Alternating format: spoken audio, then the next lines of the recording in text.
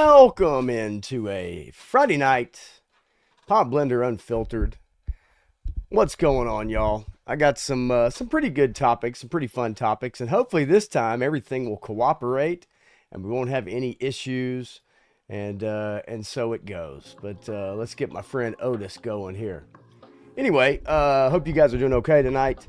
I've had a pretty good day off, pretty relaxing day off, and I hope you have as well. Or at least had a decent day at work. I know some of you are having issues with the United States Postal Service, and those issues seem to be ongoing and never ending. It's probably why they're bankrupt.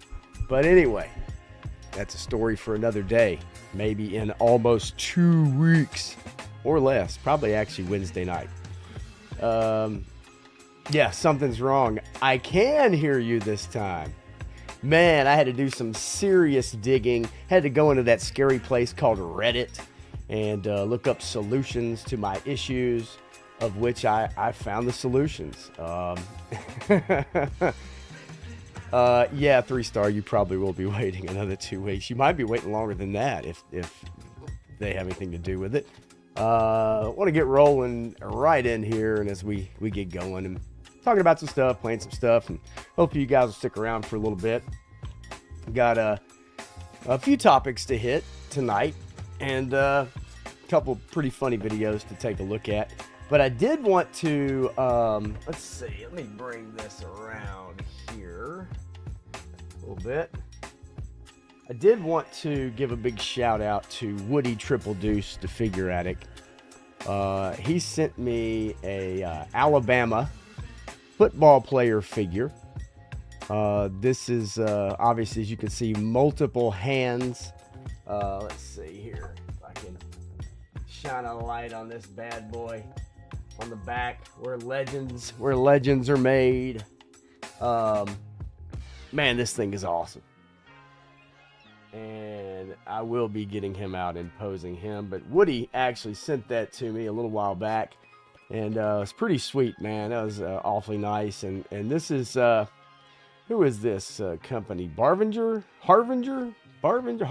Hell, I don't know. You guys know more about the companies than I do, but I'm sure they have a ton of these, right? I'm sure they have all the big teams, all the even maybe some of the small ones. But this is freaking awesome, dude. This showed up on my doorstep before I went to work yesterday, and so I want to thank him especially for sending this to me. And I was like, how in the hell did you remember something like that? It's not something that I talk about all the time, and I know I've said it to Punk and maybe on the stream, obviously, with my cuz. But anyway, so yeah, Roll Tide, and in commemoration of that, Roll Tide won their basketball game today during the March Madness tournament. I've got it on over here on the side, so I've got a quarter of an eye on that. Not that I'm that interested, but if you are, hopefully your team wins or keeps on trucking. If you filled out a bracket, hopefully you're doing all right. Doesn't seem to be any huge bracket busters yet,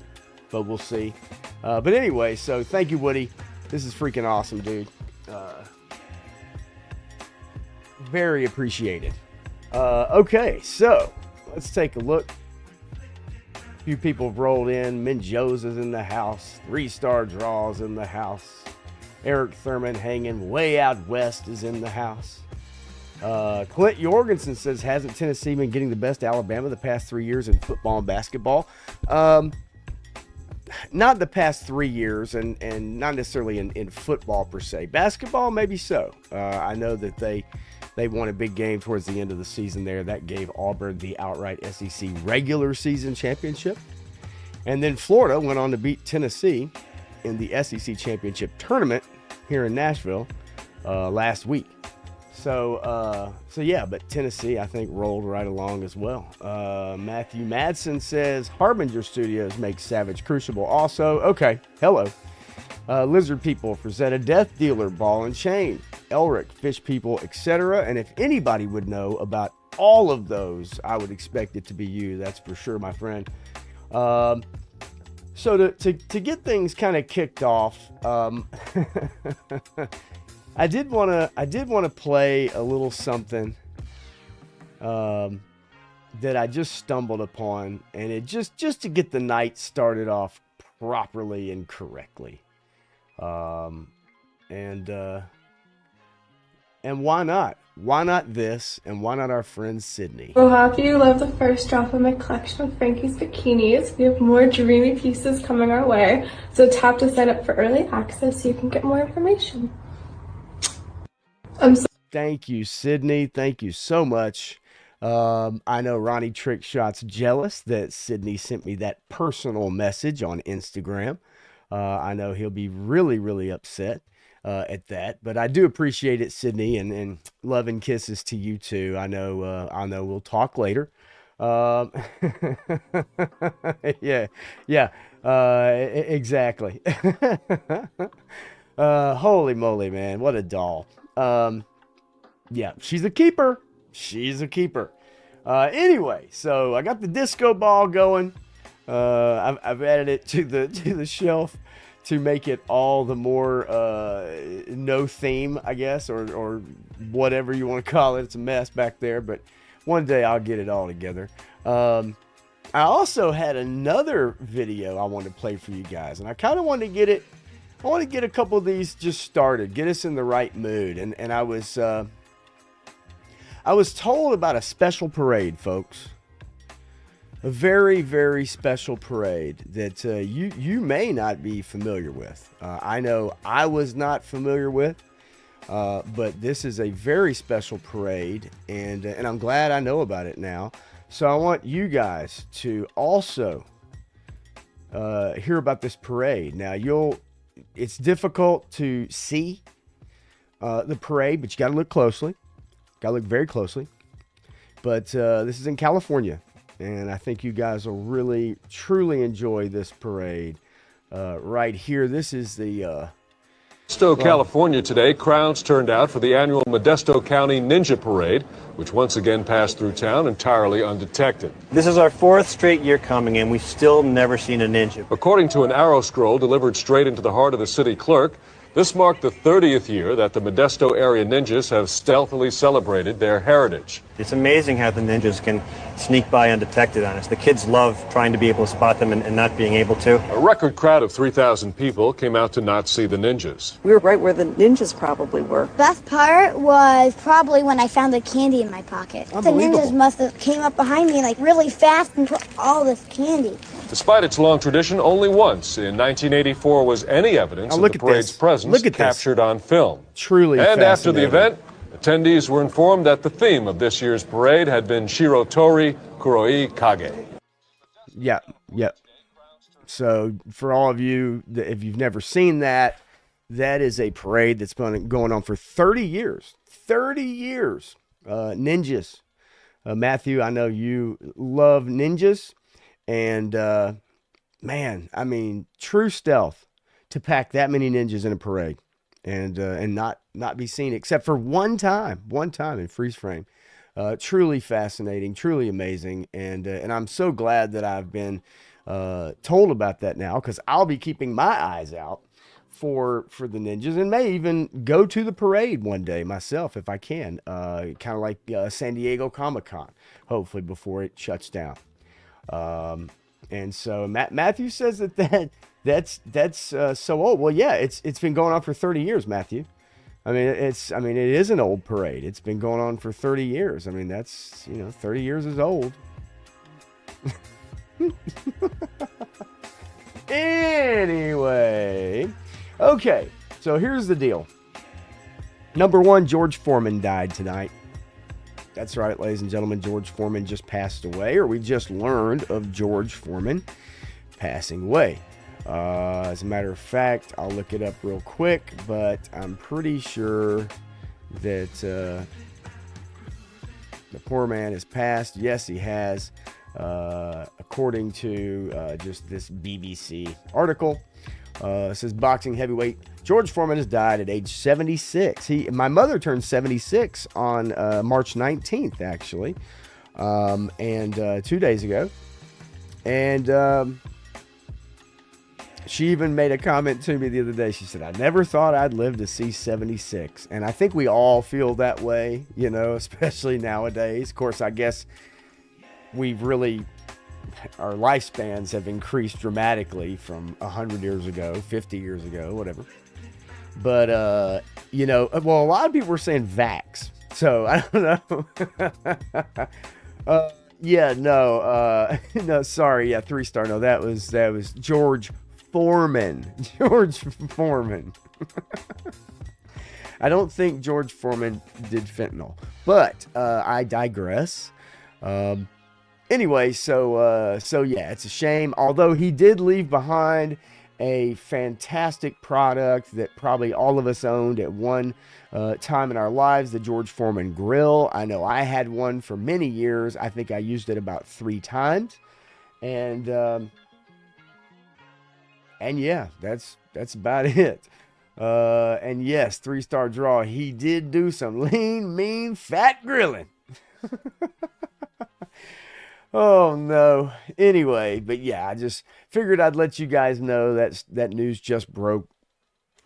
I mean, gosh, it seemed like 16 minutes ago by this article. And you know, if anybody's on top of it, it's the BBC.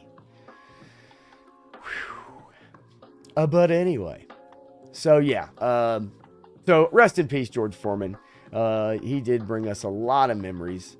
And I know growing up, as he got older, he was willing to fight well into his 40s and whatever. And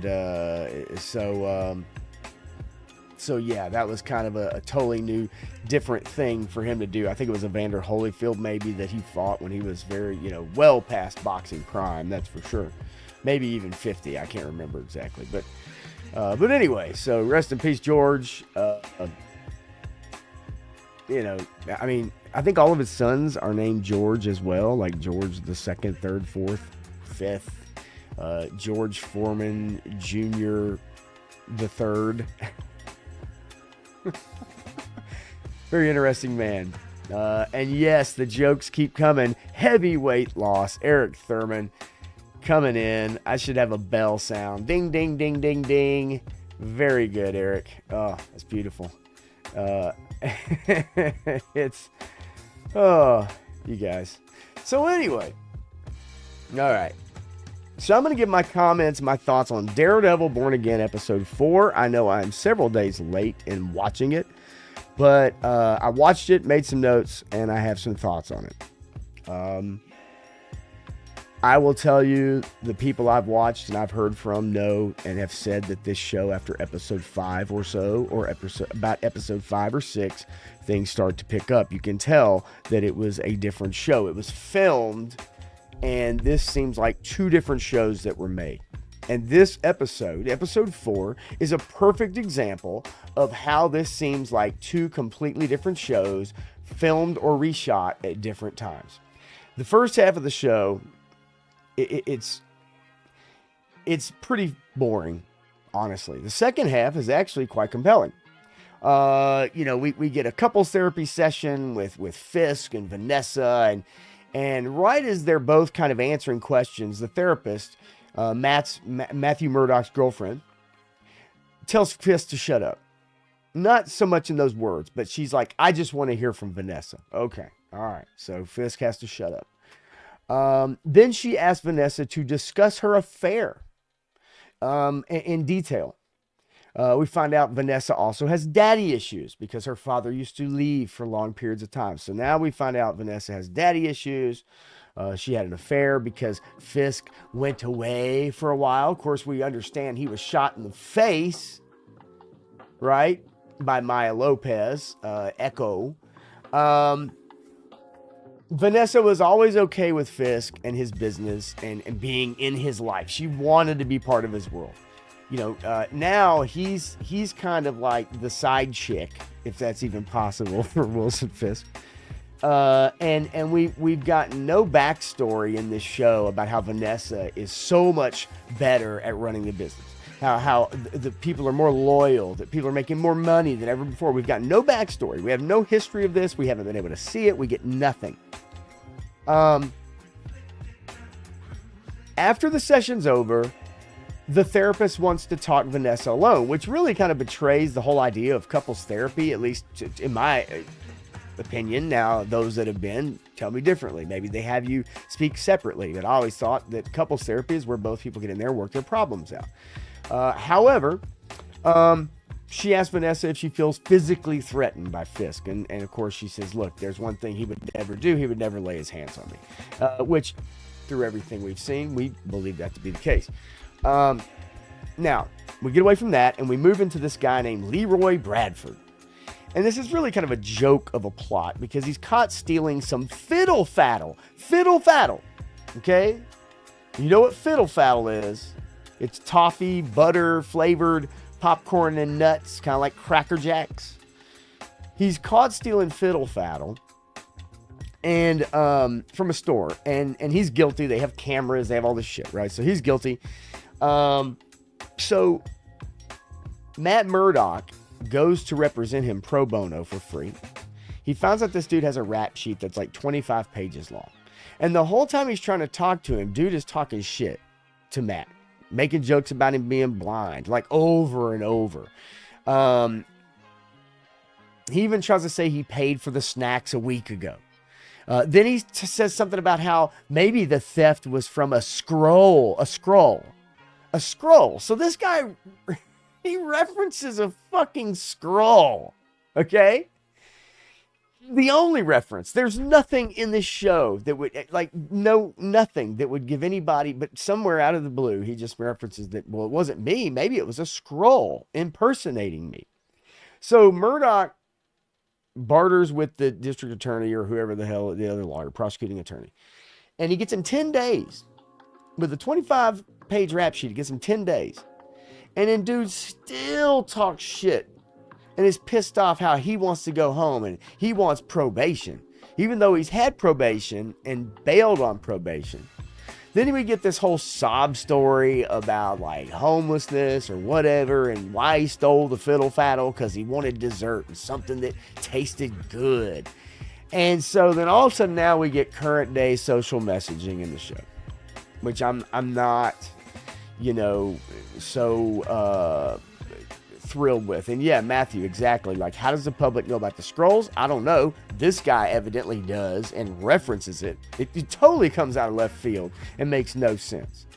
And Joe Fan 84, what's going on, man? I'm in the middle of just kind of talking about my Daredevil episode 4, Born Again review-ish, I guess, and just kind of going through the plot a little bit. So anyway, so then the thing about this show, what trips me out, and this is why I said this episode is like a night and day difference within itself, is because, or this show even in itself is kind of odd in its dialogue and its episodes so far, is because, man, this is a show, okay? We're getting current day social messaging about people that don't have enough to eat, and when he was on probation, or he went to jail last time for 20 days or 30 days, he wasn't able to get like his food stamps or something like that, and he lost his job or whatever. Well, that's what happens when you fucking steal. That's what happens when you commit crimes. That's what happens when you have a rap sheet that's 25 pages long. You miss work. You get fired. So now we get a sob story because this sumbitch is stealing fucking snacks from a store. He gets caught, but as a viewer, you're made to now feel bad for people who have to steal. Like, that's how I took it. So it was current day all the way along. So anyway, this show, remember last season, if I remember correctly, and I say last season and in season 3 of the Netflix show, we got Matt's ex, Karen, as a cokehead, selling coke at frat parties with her boyfriend. Like, you know what I mean? Snorted off a chick's boobies or whatever was going on at the party. Like the tonal shifts between that show and what it was doing and this one are so weird. So anyway, all right. Matt gets him a 10-day sentence. The dude's pissed off. And he's only going to serve like 5 days because he's already getting counted for 3 days, and then he's going to go on a weekend. He's going to be out on Monday, so he's not going to miss work, or at least he's not going to miss any weekdays. But dude just keeps making jokes at Matt Murdock. So, and the dialogue's not good. It's just not gripping. But you can tell the show is inching its way to getting Matt back into the Daredevil costume. So anyway, so Fisk has this big plan to renovate this port, and before he's able to have the meeting about it, his assistant gets drunk the night before. He actually tells the plans to the BB character, like BB, the reporter girl, doing the video essays on the street, you know, BB on the street shit. And so all of a sudden, this story breaks before Fisk has a chance to meet with everybody about renovating this port that's an eyesore on the city. And all the unions are like, he's a union buster. He's trying to bust us up. So we get this whole scene where his assistant basically just falls on the sword. And then Fisk says, I'm not going to fire you, but if you ever do this again, it'll be the last thing you do. Now, that was a good scene. That was a good line. I liked it. Okay, I liked that. And it might give us a glimpse into this poor kid's future. We get another BB on the street scene. There's a woman complaining about Fisk, and he's never around, and he makes no appearances, and he's got scandals every week or whatever. And I think at the time this was maybe filmed, and it could be even now, but these are social commentary again on current day politics. That's just me. So the best thing in the show by far is the next scene where Matt goes to investigate White Tiger's death, and it leads him, although I don't know how, because one thing the show doesn't show us is Matt's powers. It used to show us Matt's powers. It used to do these cool visual things where we could see him hearing and visualizing, but we don't really get that much anymore. Following power lines, stuff like that. But he ends up in Punisher's lair, and this is by far the best scene in the show, because Frank Castle is awesome. And he really, really, really like kills this scene. And him and Matt get into it. Once again, we get him telling Matt, you know, hey, you know, your buddy, Foggy, got killed. You can't even say his name. And he actually gets him to say his name. He's been dealing with the trauma for a year. He won't say Foggy's name. And so he gets him to say his name. But it's the best scene in the show. We get another scene of Fisk and Vanessa working out their marital problems. He tells her she's more extraordinary now than ever before.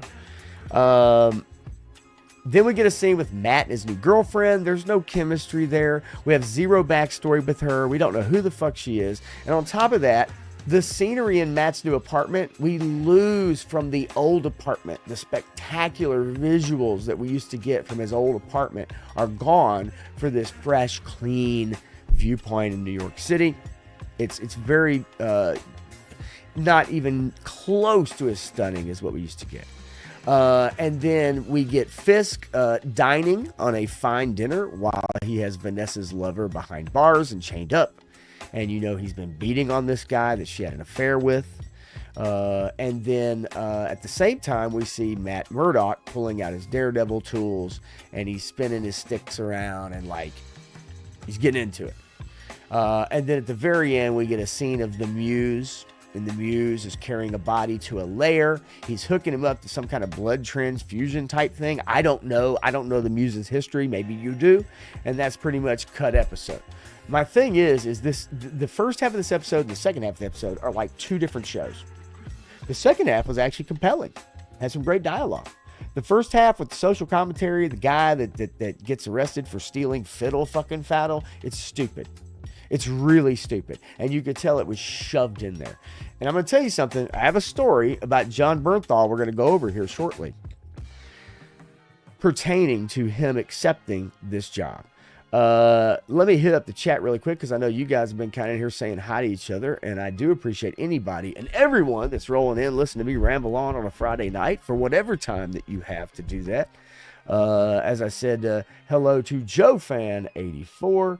Hell yes, as I'm just watching anime, my notifications are late. Hey man, I appreciate you stopping in. You're always loyal. You always rolling in, man, as well as everybody else here. So it is always much appreciated, for sure. I do not know what Kevin Smith did to Karen Page. I know that she's She's in San Francisco, but you have to enlighten me, Matthew. Todd C's in the house, and here you go, Pop. Gave you the green sub. Now that you got a new name and a new avatar with the big green T. Woody Triple Deuce, man, I want to give you a lot of props for sending me that figure, man, at the top of the show, on the top of the hour, or should I say the bottom of the hour, but the top of the show. I do really appreciate it, man. It's very, very nice. And yeah, you tugging at my heartstrings there with my Crimson Tide, buddy. I also caught a glimpse, by the way, Woody, of your wrestling avatar on Legends series stream tonight.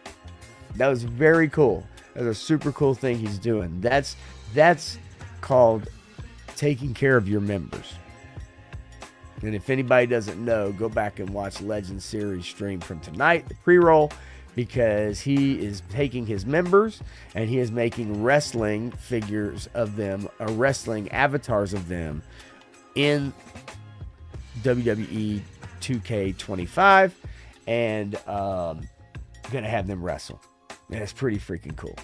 So yeah, 3-star says, how the fuck did he know where Frank's hideout was, is what I want to know. Is that explained in another show? No, it wasn't. He found a shell casing with the Punisher's logo on it, although how he found it, he rolled a fucking bottle down the sidewalk that fell into a sewer grate, and then he reached in the sewer grate and somehow pulled out this shell casing that had not been found with the murder of White Tiger. And somehow he walks all the way down and walks right into Punisher's lair. It's the goofiest shit, dude. Like, and that's what I mean. Like, are there parts of this show that are entertaining? Yes, there are. There's a lot of it that has me scratching my head. And not only is the dialogue not very good, but most of the scenes are not very good. But even there's no explanation. It's very, you can tell this was shot in parts. It just was. Anyway, let's see here. I just want to make sure I hit everybody up in case anybody new has slid in here. But maybe those that are lurking, you lurkers. The reason I want to talk about it and bring it up about Daredevil and Born Again is because I wanted to bring this article up about John Bernthal, which I told you I would get to. So we're going to get to it right now. Get it ready. And maybe some of you guys know this. Maybe you don't. But John Bernthal initially confirmed initially he turned down Daredevil Born Again because he disagreed with Disney's plans for the Punisher.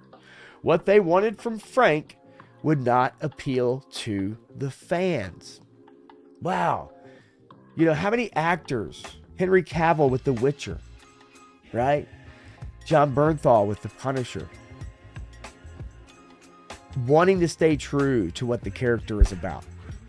So, and I love this first sentence, in proving that there are still actors who care about creative integrity, John Bernthal, that he initially turned down, Disney offered to reprise his fan favorite role as the Punisher for Daredevil Born Again due to disagreements with the House of Mouse's original plans for the skull-clad vigilante. That's one hell of a sentence. They should have broken that up. Nonetheless, so there is a TikTok star who went to a con, got him to sign a Daredevil helmet or mask, and had a conversation with Bernthal. And Bernthal actually said right here, he told me he hated what they were doing with Daredevil before the whole rewrite. And he actually turned down the project. But now that Karen is back, amongst other things, he's back in. So he divulged this information at a con. Here's the helmet. Here's him. Pictures, right? So a lot of people didn't really believe this. They thought, no, why would he tell that stuff? Well, people were skeptical, but actually the actor recently confirmed that everything she relayed was 100% true. Speaking to Entertainment Weekly's Nick Romano, following Frank's return in Daredevil Born Again, Bernthal explained that he initially declined to join the series because ultimately I didn't see it. I didn't see the version of Frank and what they wanted from Frank didn't really make sense to me, and I thought would not appeal to the fans and wouldn't be congruent. And I appreciate an actor turning down a guaranteed paycheck in probably his most well-known role, or at least for nerds. He said it was not something I was really interested in doing, so we had to walk away.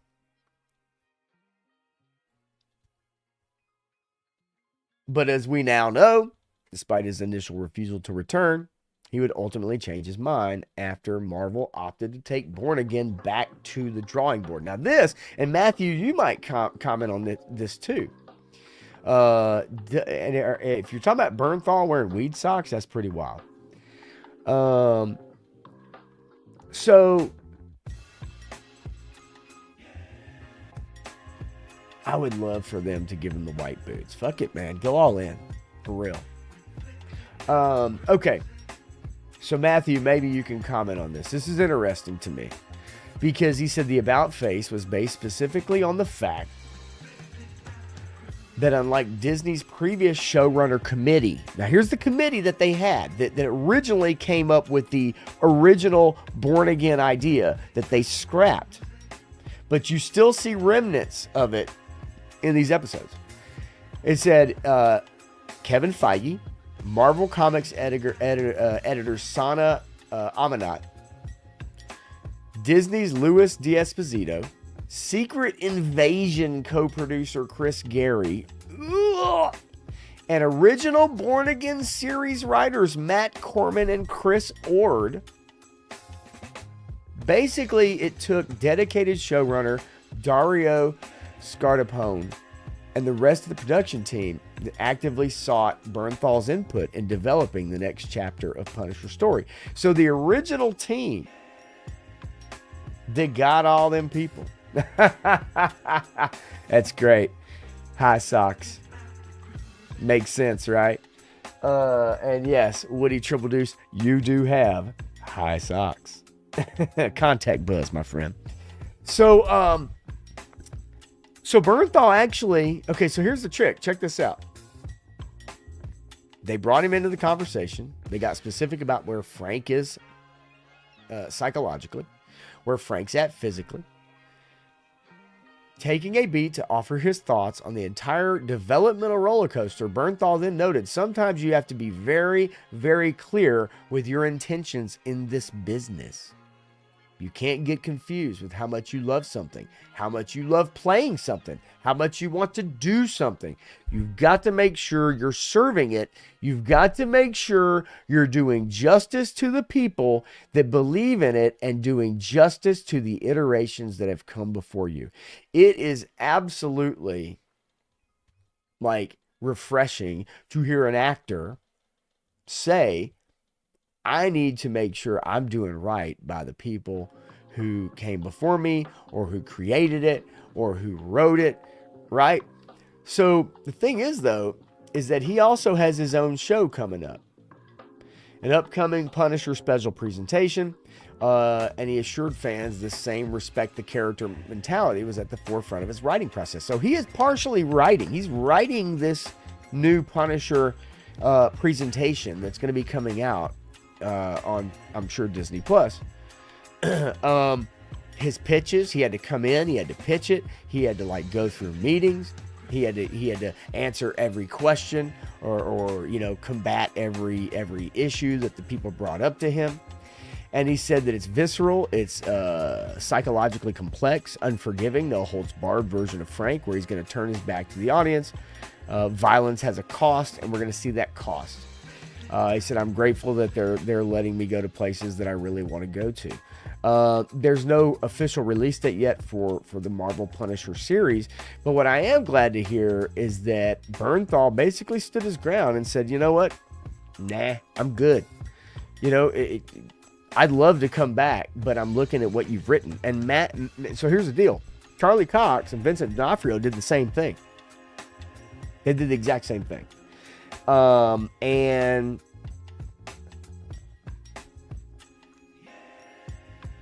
And basically stormed into Disney and was like, and we're like, look, this isn't working.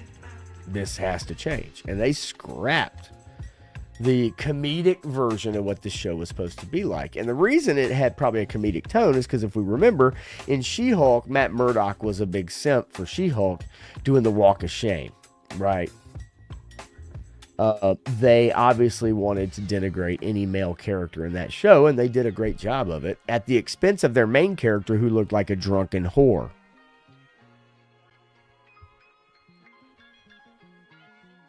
Because that's what she was. She was a drunken whore. But that's to be celebrated, guys. So anyway, but I was glad to see that Bernthal stood his ground. I was glad to see that he actually stood up for the role. And I appreciate the fact that he takes the Punisher role very seriously. Now, Matthew says Drew Goddard and Christos Gage were the backbone of season 1. Goddard kept it consistent. They only scrapped it because of the Hollywood strike. They couldn't have done it without the strike. Yeah, I mean, see, I read that, but then I've read other things too, so I'm not exactly sure if there's truth to maybe both things that I've read, right? That the strike partially, but also that Charlie Cox and Vincent D'Onofrio were not happy with what they were making, and these guys have earned the right to be able to have those discussions. It's like bringing in a high-priced quarterback and then going, who do you want to be as your quarterback coach? Who would you like to be as your offensive coordinator? Right? Like the Steelers bringing in Aaron Rodgers, although the Steelers don't play that way. You either come in and put up or shut up, or you just don't come in at all. Yes, they used half of what they had, Matthew. The thing of it is that's right. That's why these episodes look like half of it. It's like half this and half this. And of course, you know, the first episode with the shocking reveal or death at the beginning, you know, was obviously like reshoots. That wasn't the original story. That was something they brought in. They tried to spice it up and give Matt Murdock a reason to, put up the tights, so to speak, or whatever, create conflict. I just don't think it was very effective. But anyway, so yeah, John Bernthal, kudos to you, buddy. And I like your portrayal of the Punisher. I love the Punisher comics. I love the Punisher as a character. He's one of my favorites as a kid and continues to be so to this day. All right, so here's the deal. In the title, I definitely said politics, Hollywood, video games. Oh my. So I got to get into a little bit of politics, just a little bit. I only have just a couple stories to share. But one of these is very near and dear to probably those of us in our age range. And one of those stories is about the Social Security Administration, which I'm sure many of you probably, at this point in our lives at 50 years old or whatever, probably have interest in. Trump administration threatens to shut down Social Security over Doge ruling. So this is something that comes down to access to personal information. But it also comes down to, again, I guess falls under the, government waste, or trying to figure out if there's waste, if there's jobs that are wasteful, whatever. Right? So I don't necessarily know that you need to fall on one side or the other. But one thing I do want to say is, and it's going to have to be addressed, if you've been paying into Social Security in all of your paychecks your entire working life, and then all of a sudden the rug gets pulled out from under you, and all that money that you paid in, you don't get to see any of it, then that becomes a problem, right? So the Trump administration has threatened to shut down the Social Security Administration over a court ruling that blocks Elon Musk's Department of Government Efficiency from accessing the personal data of millions of Americans. Okay, now Social Security chief, and he's the interim Social Security chief, Lee Dudek, has been working closely with Doge, warned that the Social Security Administration could be forced to cease operations if Musk's team continues to be denied access to the information. It says, my anti-fraud team would be Doge affiliates. My IT staff would be Doge affiliates. As it stands, I will follow the judge's orders exactly and terminate access by all SSA employees to our IT systems. He said that he planned to request an immediate clarification from the judge. Really, I want to turn it off and let the courts figure out how they want to run a federal agency, he added. So basically, this really comes down to having access to millions of Americans' personal information. Now, I will tell you that they have that information already. I don't think there's anything that people don't. I think the government in particular doesn't already have access to. So, it really comes down to your level of give a shit. And I think we all have a level of give a shit about that. I think when investigating fraud or waste, I think that there is a situation where things need to be looked at line by line auditing. Are dead people getting Social Security checks that other people are cashing? Right? Just something as basic as that, it could be hundreds of millions of dollars. We don't think about that. However, at the same time, I do believe that a lot of people have an issue with someone or and I think it really comes down to Musk having access to people's personal information. Look, your credit card company sells your information all the time. They have your personal information. They have your Social Security number. They have your address. They have your phone number, right? Like, let's not kid ourselves. Now, about 70 million Americans, including retired workers and people with disabilities, rely on Social Security benefits as their major source of income. Doge has been conducting a drastic overhaul of government spending since January 20th, as Musk seeks to eventually reduce the deficit by $1 trillion. That is huge. We have to understand where the deficit is and what has to be done to try to figure out whittling it down are not easy decisions. Right? Like, it didn't just blow up overnight, and it's not going to get solved overnight. But there are decisions that have to be made to try to figure this out because, our dollar keeps losing value, right? As our prices go up, your money doesn't go far anymore. Trying to rent somewhere or buy somewhere is exceedingly higher and higher. And those things need to be brought down to make any kind of possible, just regular living possible, right? It says Doge has launched a search for the proverbial needle in a haystack without any concrete knowledge that the needle is actually in the haystack, the judge wrote. Now, this is a judge that's basically blocking this. Her order expires in 14 days and it can be extended. In a 134-page decision, now this is White House Deputy Press Secretary Harrison Fields' words, not mine. 134-page decision, a radical leftist judge ordered Social Security Administration employees not to implement the president's government efficiency agenda. This is yet another activist judge abusing the judicial system to try and sabotage the president's attempts to rid the government of waste, fraud, and abuse. Both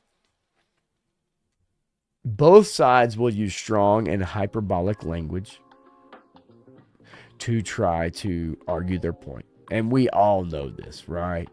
We all know this. I will say this.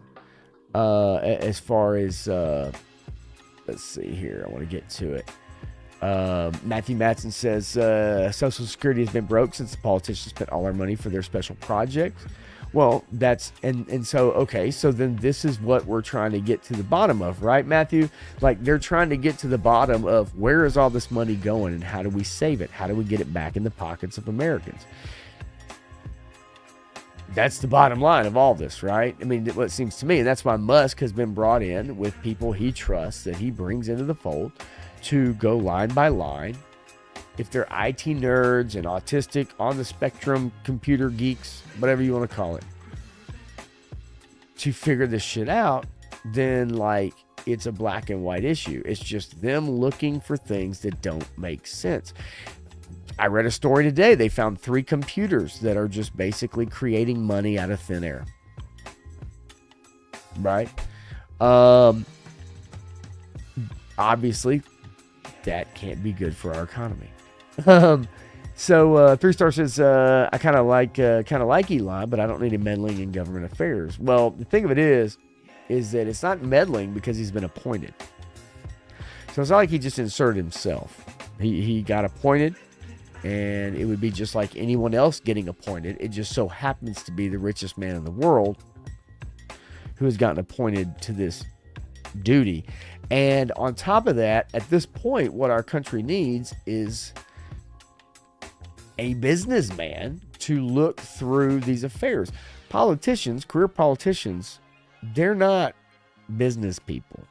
They're not someone, most of them, maybe a lawyer, right?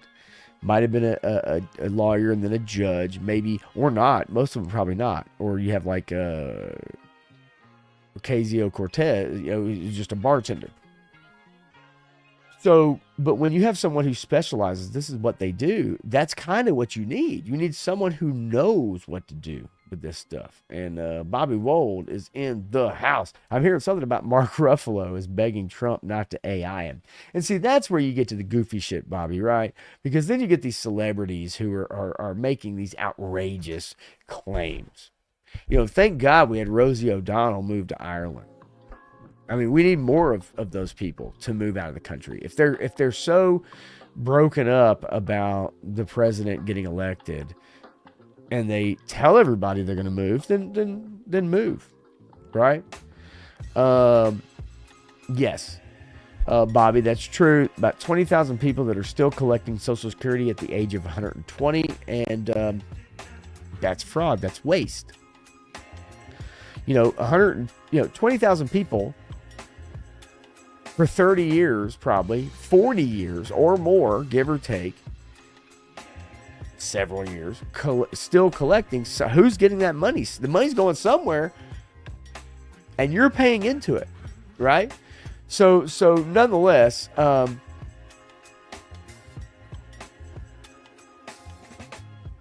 rich get richer. That's never not been the case, and will always be the case. I will tell you this, 3-star, if you were rich, the one thing you'd like to do is get richer. I've never heard anybody turn down more money. Have you ever turned down a bonus on your paycheck? Have you ever said, nah, hey, I got enough. This Christmas, I'm good. I got enough. No one's going to do that. I don't care how much money you have, right? Whether it's $100 in your bank account or whether it's $100 million, you're not going to turn down more money. And whether you're a company that makes $1 billion or $15 billion, you're not going to turn down more money. You always want more money, no matter who you are. $15 or $1,500. Matthew Matson says there are people saying that the DEI rollbacks are erasing POCs from history. They cite Colin Powell being removed from the Arlington Cemetery roster, which is false. And he says, I posted links. That's all. I mean, look, all it takes is about 1 minute to Google and find out things. Right? That's all it takes. But like you said, people still won't believe it. They also won't take the time to look it up. 3-star says people get bonuses on their paychecks. Yeah, that's true. Some people do. Now, I don't work in a business where people do that. And I also don't get a paycheck, Joe Fan. My paychecks have said 0, non-negotiable for many, many, many years now. But you know what I mean. I mean, we can kid about it all we want, but you understand what I'm saying. Like, no one's going to turn down more money. Right. I mean, just no one's going to turn down more money. So whether you're rich or not, you still are going to, you'll never turn down, even if it's $1 more. You'll never turn it down. You're not going to say, hey, I've got enough. Give it to somebody else. Nobody does that. Did you get a certificate for the Jelly of the Month Club? And Bobby Gold says, I believe in investing, and I invest all in the Hasbro figures. You know how much those are going to be worth when I'm 120 years old. Bobby, you 100%, you and I both know that when you are 120 years old and you're still getting your Social Security check, right? And then when you decide one day to sell those figures and all that, all them HasLabs and for the next, what are you, probably 50? So let's say for the next, 70 years or whatever the hell, of HasLabs that you're going to get. Once you sell them all, man, you know how much money that shit's going to bring you? Like, it's going to be out of control, dude. I mean, you going to get so much money.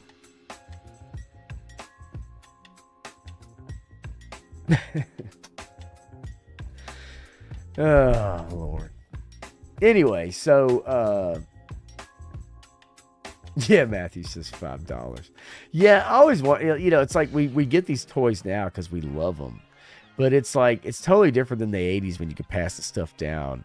Obviously, all that stuff. If you had all of it from the 80s, you could pass it down to your kids now. What it would be worth now? There's no passing down G.I. Joe classifieds, right? Like, we're not leaving the whole collection to somebody so they could actually maybe have some rainy day money. I mean, maybe they could, but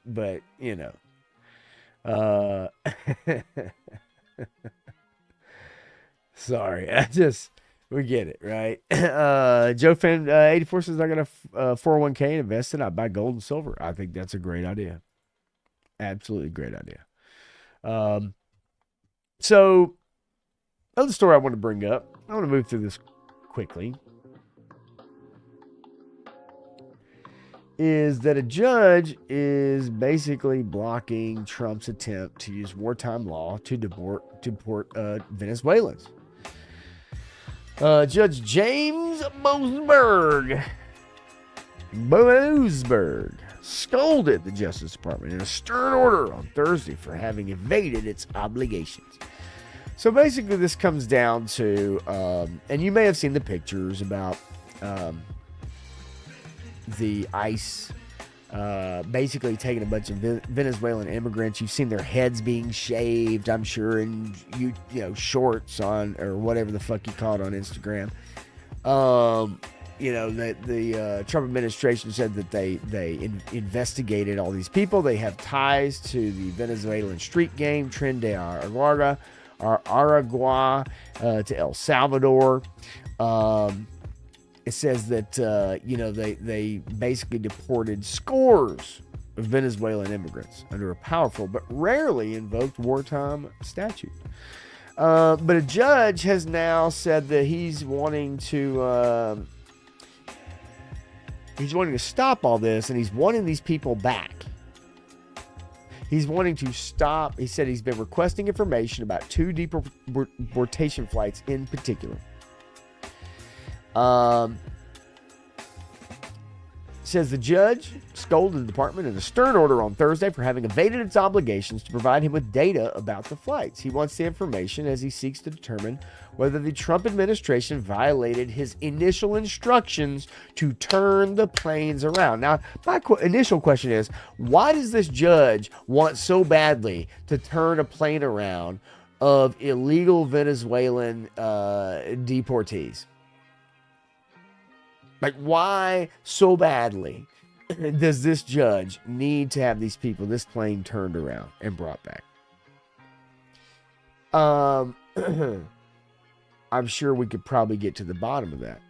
However, it says that, he wants information. He says most of the courtroom conversation, however, is likely to concern Judge Boasberg's underlying decision to stop the White House for now from using a wartime law known as the Alien Enemies Act, passed in 1798, gives the government expansive powers during an invasion or a declared war to round up and summarily remove any subjects of a hostile nation over the age of 14 as alien enemies. Now, the question is, is this a hostile nation?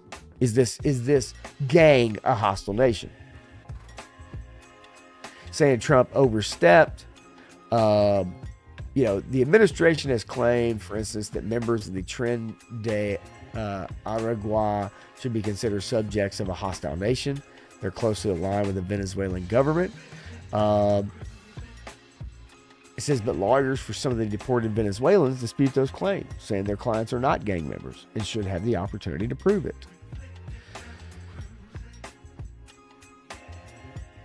Is this a show of power?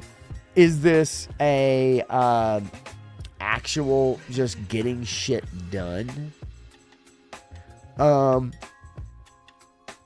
I like the getting shit done part, but I also understand the legal ramifications of that. However, what I'd like to know is, are these Venezuelan deportees illegal in the first place? Because if they are, it doesn't matter.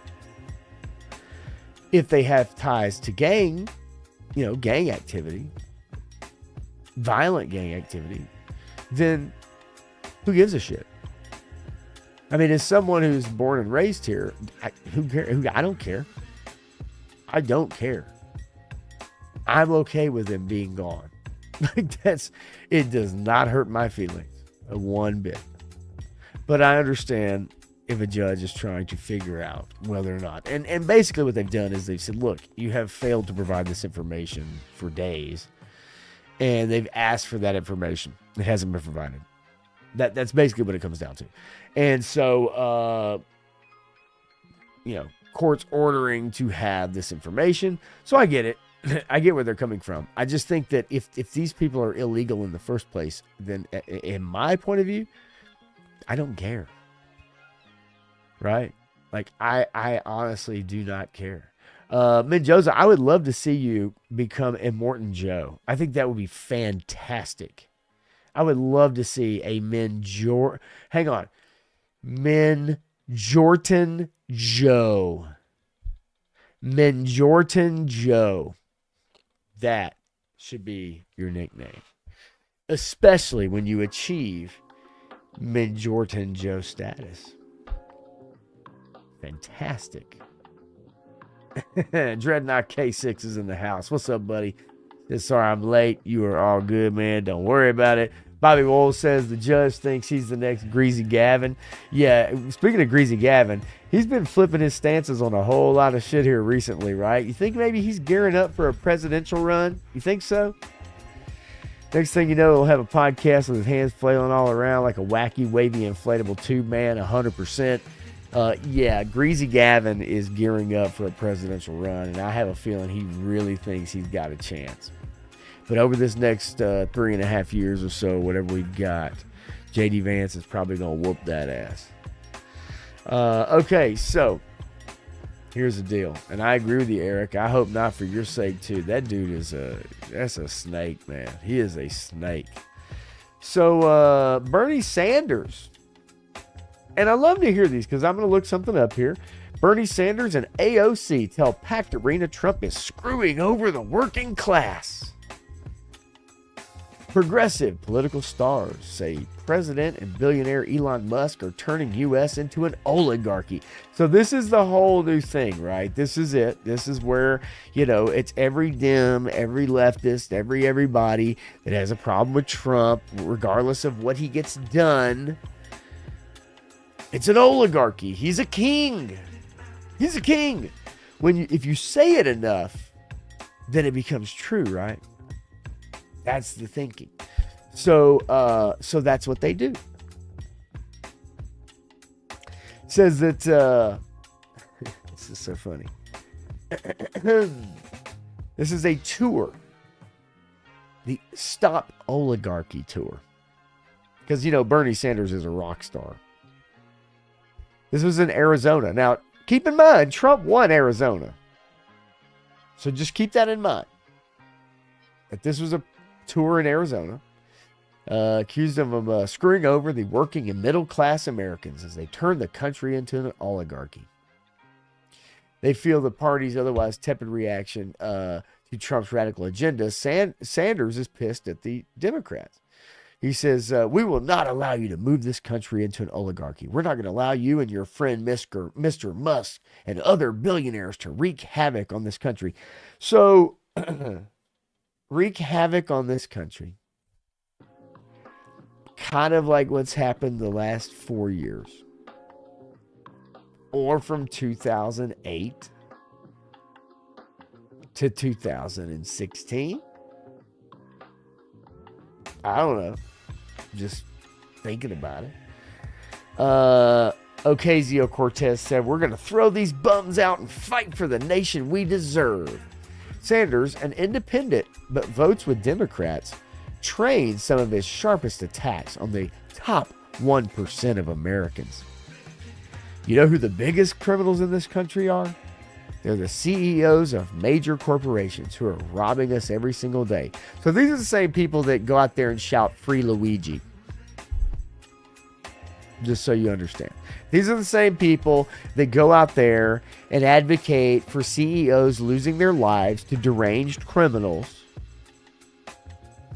and then asking for their release and freedom. These are the same people. Free Luigi, Bill Burr. They are the fossil fuel industry that has lied to us for years. Okay, you stole my thunder, Dreadnought K6. You just stole my thunder. It's the drug companies who charge us the highest prices in the world, and people die because they can't afford those drugs. It's the insurance companies who deny claim after claim. Those are the major criminals.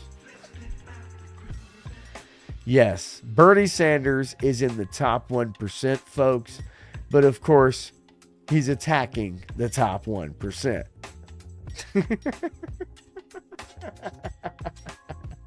It's okay. You're good. Don't worry about it.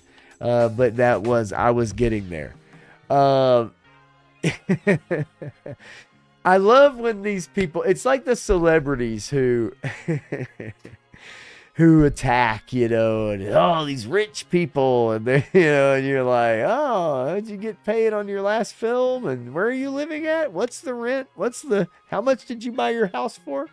Well, these rich people, they're, Elon Musk, he's too rich. You're like, wait a minute, what'd you make last year? Oh, $70 million? Oh, my bad. Bernie Sanders is in the top 1%. So let's not kid ourselves, folks. This is so hyperbolic. It's so scare you tactics. It's so screwing over look, it was the working class that voted Trump into the presidency in 2020 in the first place. Understand this. It was the Hispanics that came out in record numbers because they're family-oriented fucking Catholic people. Do you understand this? They're not down with the trans shit. They're not down with the alphabet soup people.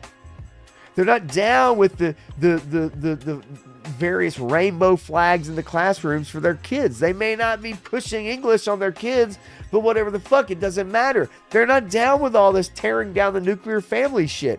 Hispanics especially are family-oriented people. They are religious people, and they ain't down with the Democrats' shit. This shit, oh my God. These people are so out of touch. But on top of that, attacking the 1% and the working class, calling the working class out. He's destroying the working class. You guys lost because the working class doesn't believe in you. And they sure as hell don't believe in AOC. otherwise known as Alexandria Ocasio-Cortez. Jesus, man. Like, go back to doing what I do, honey. Just go back to being a bartender. You're not good at this. Just as I wouldn't be good at what you do. Okay? You're not good at it either. Anyway. All right. So, before we get into Hollywood stuff, and I do have some Hollywood stuff, but I wanted to bring up this Joe Rogan and Elon Musk podcast. And some of the things they brought up around the Trump shooter, which I thought was quite interesting, actually.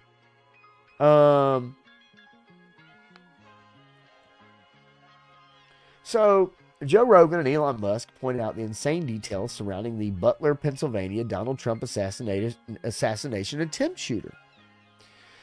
The assassin's house was professionally scrubbed. His home was scrubbed so well there wasn't even silverware left in the home.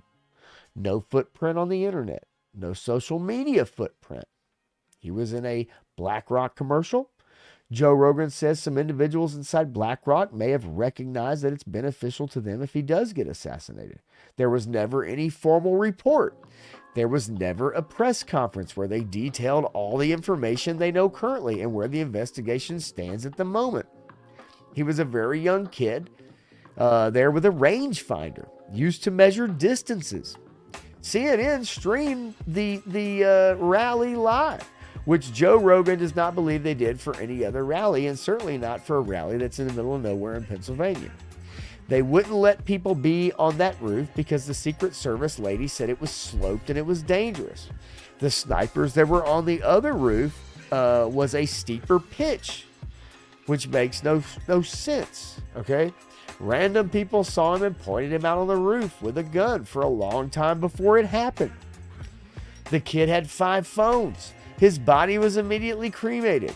There was some indications that there was a phone that had been traveling from outside the FBI offices in D.C. to where this kid lived multiple times. Right? And they're kind of asking for answers. If you want to watch this particular,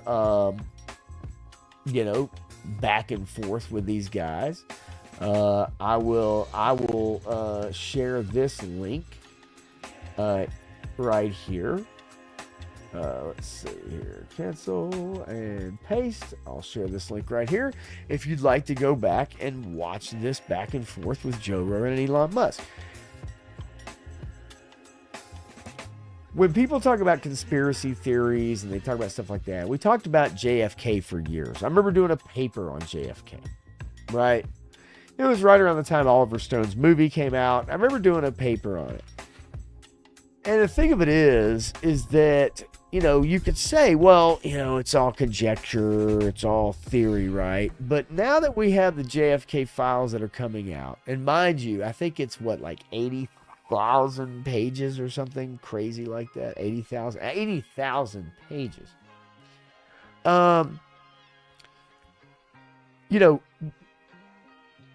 Where there's smoke, there's fire. Now, a lot of times people do create theories. They create stuff. And when you research them and you go through them, you find out, okay, there's a stretch there. But a lot of these things do hold water on this list. A lot of these things do hold water. And it makes you wonder, truly makes you wonder exactly, what did happen that day? Why was the security so lax? Obviously, someone got fired because of it. It's obvious someone did not want him to get to the finish line. I'd say the Democrats were extremely scared of him getting to the finish line. Would I be wrong in that thinking? I mean, I would think that would be pretty correct in that thinking. So anyway, I posted that link for you. Bobby Wold says that magic bullet was already explained in X-Men's Future Past. It was Magneto all along. I love it. By the way, I love that movie. Days of Future Past it's a great movie. I had a lot of fun with that movie. I really did. I really truly enjoyed that movie. obviously the 2000s X-Men movies started to get weaker and weaker as they went along. And then even the Jennifer Lawrence X-Men movies started to get weaker and weaker as they went along. But Days of Future Past, man, that's a great one. Okay, so enough of that. I did want to get to this story about the Chicago parking meters. Maybe you guys have heard about this. Maybe you haven't, but I found this story fascinating. Just learned about how Chicago sold the rights to all its parking meter revenue to the United Arab Emirates for $1.1 billion in 2008. The city is currently collecting $150 million and growing a year in parking meter fees and then sends it straight to Dubai until 2083. Now, I looked this up. And this is interesting too. Just this is what you'd get if you did. I basically copied this too. Can Chicago get out of the parking meter deal? Short answer, no, not easily. The 75-year deal is legally binding, and getting out would be extremely costly. Options for exiting the deal, buy back the lease, would cost billions, as the investors of this contract are set to make tens of billions. Prove breach of contract. No major violations found, making this unlikely. Renegotiate terms. A minor change happened in 2013, but no major relief. Seize meters via eminent domain would trigger massive lawsuits and huge payouts. Bottom line, Chicago is trapped in this deal. Parking fees go up while profits flow to private investors, including Abu Dhabi's sovereign fund, until 2083.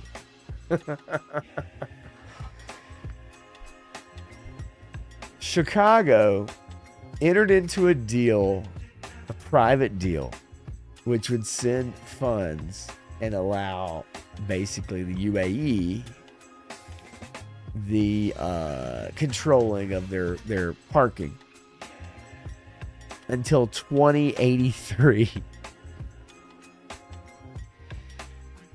I saw this story today and I thought this was fascinating.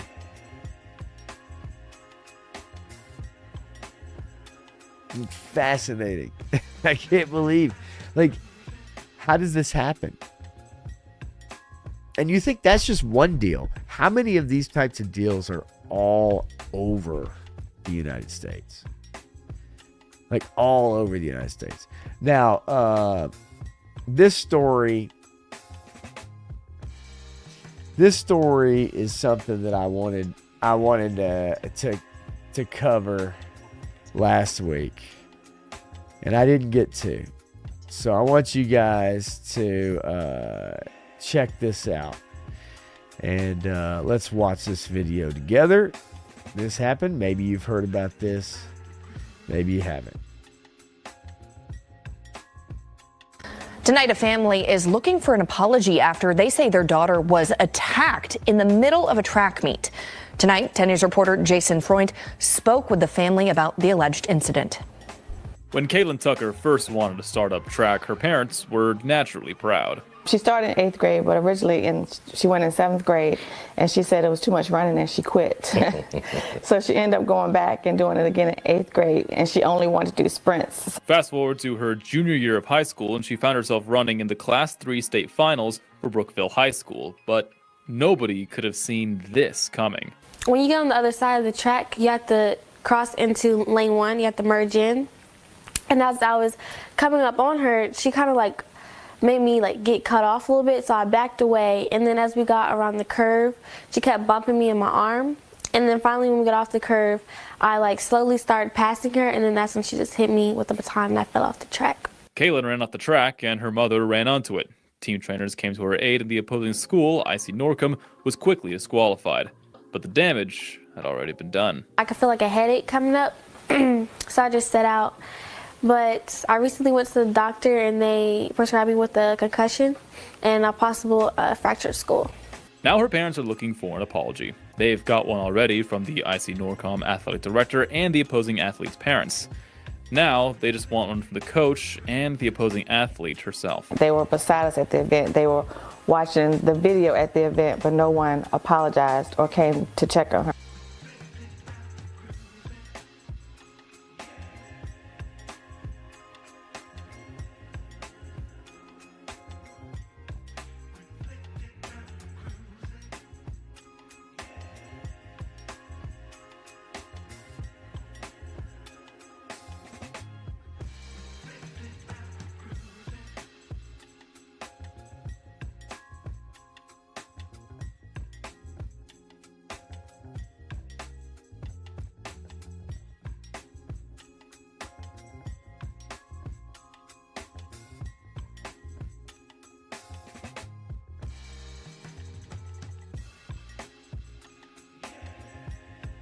The Portsmouth family says they're telling their side of the story in reference to a shocking incident at a Virginia high school league indoor track meet that left one athlete allegedly injured after she claimed she was struck by a baton held by IC Norcom High School senior Alayla Everett.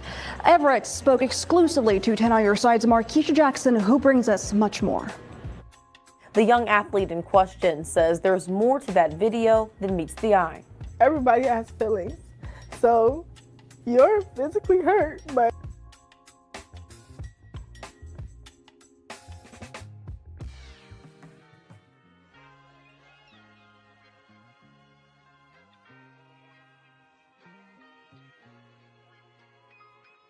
than meets the eye. everybody has feelings, so you're physically hurt, but you're not thinking of my mental, right?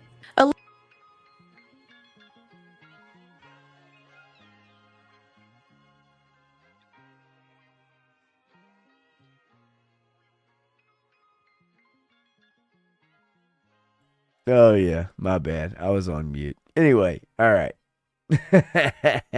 so we'll back it up. Sorry.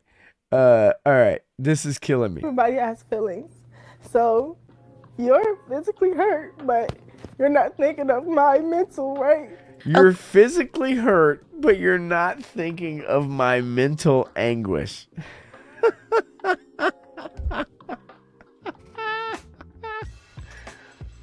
What the fuck? Layla Everett is a decorated athlete and senior at IC Norcom High School. She would have never thought her trip to the Class 3 track and field state finals last Tuesday would take a drastic turn. They're going off of one angle. Alayla visibly emotional because of this video from the meet. This was a 4x200 meter relay race, and she and a Brookville High School athlete were rounding a curve on the track when they nearly collided with each other. Okay, folks, come on, man. Like seriously, let's not fuck around here.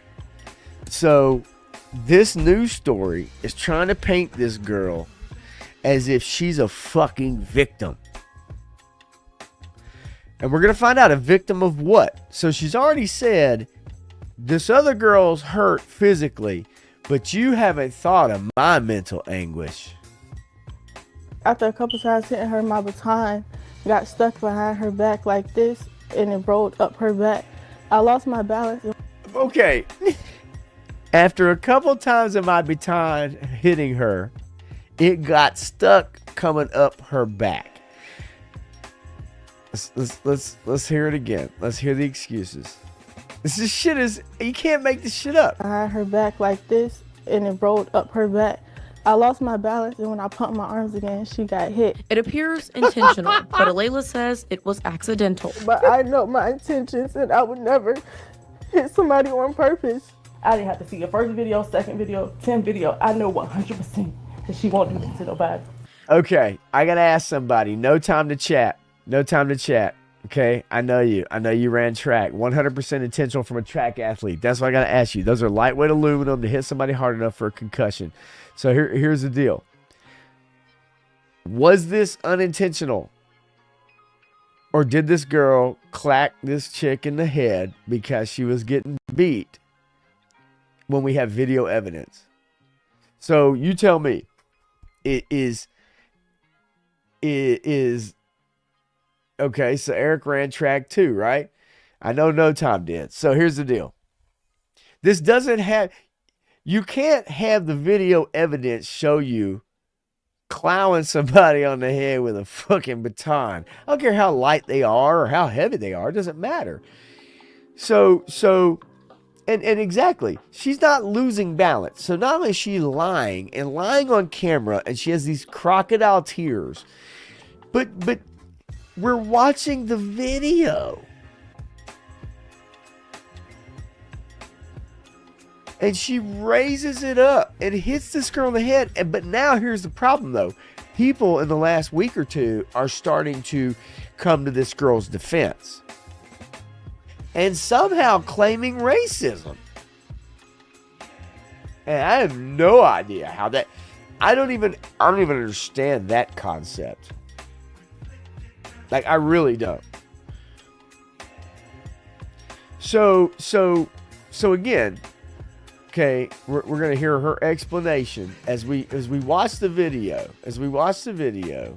Let's see. Here we go. All right, we're going to hear her explanation. Emotional because of this video from the meet. This was a 4x200 meter relay race, and she and a Brookville high school athlete were rounding a curve on the track when they nearly collided with each other. Okay, after a couple times hitting her, my baton got stuck behind her back like this, and it rolled up her back. I lost my balance, and when I pumped my arms again, she got hit. It appears intentional, but Alayla says... Does she look like she loses her balance right there? It was accidental. But I know my intentions, and I would never hit somebody on purpose. I didn't have to see the first video, second video. I mean, you can see, like, right there. You don't even need... Like, here, the baton never goes up there, right? And of course, she slowed down once she hit her because that's exactly what would happen. Pop, the NAACP called racism because they thought the state brought charges, but they found out it was the real victim who brought charges. Yeah, so... The first video, second video, 10th video, I know 100% that she won't do this to nobody. So now the mom, of course, we always get this, right? As parents, we don't want to believe our children are capable of doing bad things. So, of course, the mom here, her daughter, she runs track and she probably works hard. I'm not saying she doesn't. She probably trains. She gets up. She runs every day. She's at practice every day. I'm not saying the girl doesn't work hard. And I'm not saying she didn't make a mistake. But she did clack the shit out of somebody with the fucking baton because she was getting beat. So, mistake or not, this happened. But the parents are like, first video, 10th video, 100th video, it doesn't matter. I know she wouldn't do something like that. Well, guess what? She fucking did. Her parents outraged at the backlash. The IC Norcom relay outraged at the backlash. How? Why? You have no leg to stand on. Team was disqualified, a ruling that a local USA track and field official finds questionable. He says a play-by-play look shows that the Brookville athlete was running closely to Alayla. Oh, God. Okay, so now we have the coach and we have somebody who then is going to make excuses for their track athlete, which is bullshit because as a coach, you should be teaching a lesson. Instead of feeding into this bullshit, you should be... Heaven forbid the person who got hit in the fucking head was a white girl. I mean, let's not kid ourselves here. Like, let's be serious for a second. If the girl that got hit was a white girl, do you understand? That girl would be catching the brunt of all the social media criticism for getting hit in the fucking head. And that's just the truth. Like, that's just the truth. And really, heaven forbid that the girl who hit the other girl was a white girl, because her life is ruined forever. If a person comes up on the outside, they got to be a full stride ahead of me before they can cut in front of me. The other family spoke with the news station in Roanoke asking for an apology from Alayla, something she wants to give, but she says she's not even cutting in front of the other girl till she gets clocked in the head, and then she starts to fall in towards the infield. Has nothing to do with being a full stride ahead. Anybody can see that shit. Other athlete hasn't been receptive, blocking her on social media, and instead the Everett family was served with court papers. Good. And now we have to go to a city 3 hours away. Man, look at them fucking speakers, dude. Look, hang on, y'all. Check this shit out. That's not a washer and dryer by the front door. That is a digital mixing turntable, which looks like it's got a big, I don't know, maybe that sticker on the front of it's got a price tag. I don't know. But look at them fucking speakers.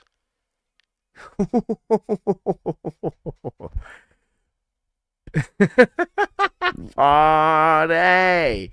Yeah, those are two like Ampeg 4x8, or 810 cabinets, right? Those are 4x400. God damn. That everybody hates our guts already. They're assuming my character, calling me ghetto, racist slurs, death threats, all of this just because of a 9-second video. VHS. Unfortunately, honey, here's the problem with 9-second videos is that when they show the truth and they show what happens.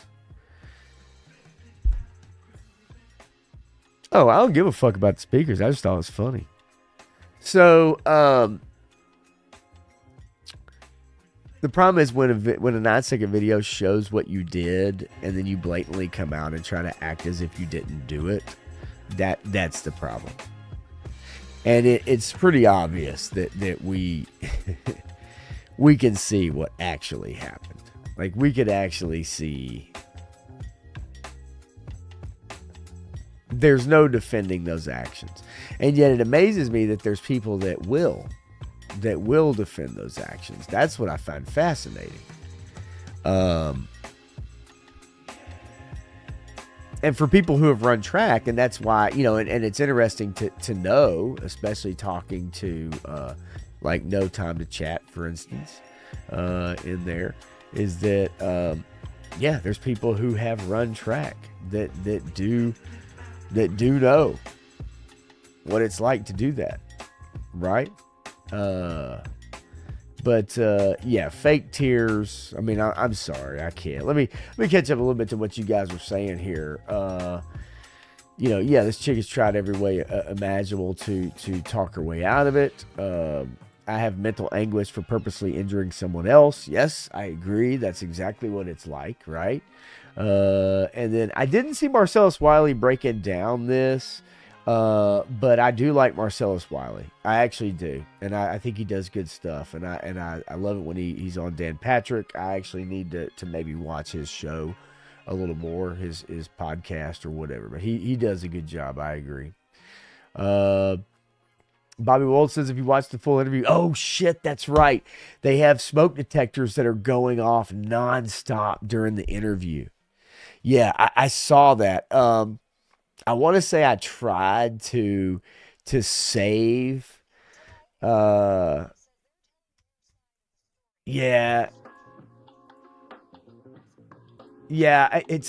is funny though, and I'm glad you guys pointed that out because yes, when I went back and watched like that other piece or whatever, it literally there's fucking the low battery beeps of smoke detector going off throughout the whole fucking interview. And I'm thinking, man, the news should at least be like, hey guys, would you like to check your smoke detector? Take the fucking battery out. Oh my god, this shit is so awesome. You guys are awesome. I so did. Yeah, Eric knows it. Matthew knows it. No Time knows it. Everybody knows it. This shit was intentional. She was pissed off, and she fucking clouded that chick in the head, man. This shit is wacko, dude. But what's sad, and this is, I guess, the greater thing for me, is what's sad is the fact that of the victim mentality that everybody has now, where we try to act as if the person who did shit is a victim, and that shit is fucking whack, y'all. Like, it just is. And the media and social media is turning this story on this other girl who got hit and making her out to be like she did something wrong. So in Switzerland, on a whole completely different note, they don't like President Trump, and so they're protesting against Trump, and this is what it looks like.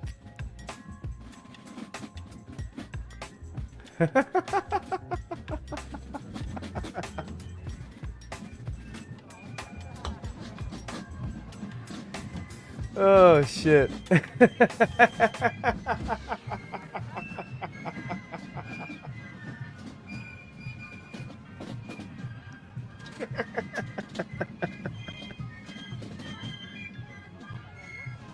It's just a sad state of affairs, folks. The world we live in. Oh, goodness gracious.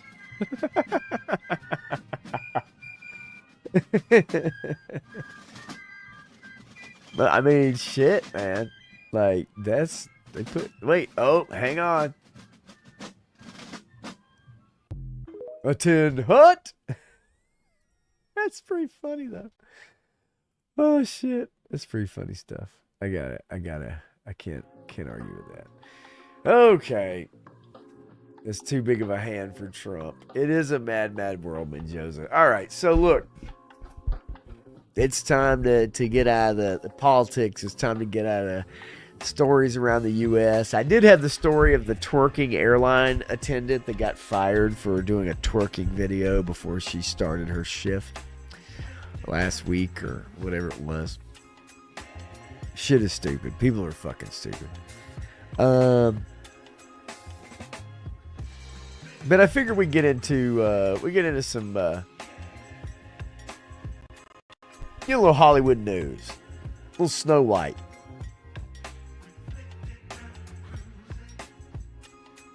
A little Disney shareholder. But I want to go over the Samba TV ratings. And you guys, some of y'all may watch these shows. But I want to show the Samba TV ratings so far.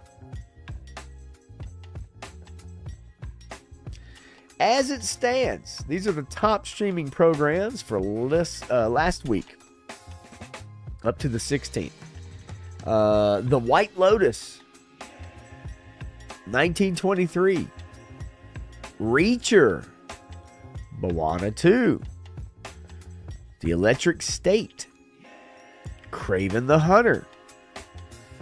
Adolescence, Season 1, where they... Adolescence, okay, folks, has its own issues. They race swap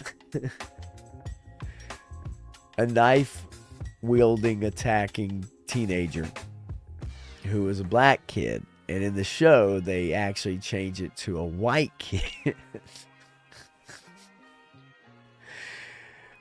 It's very interesting. It's a weird thing. It's not a story I wanted to get into tonight, but it's we've seen swapping, gender swapping, race swapping of characters. In this particular instance, they did not want to portray the knife-wielding adolescent as whom they were, and they decided to tell the story and change the race of the kid.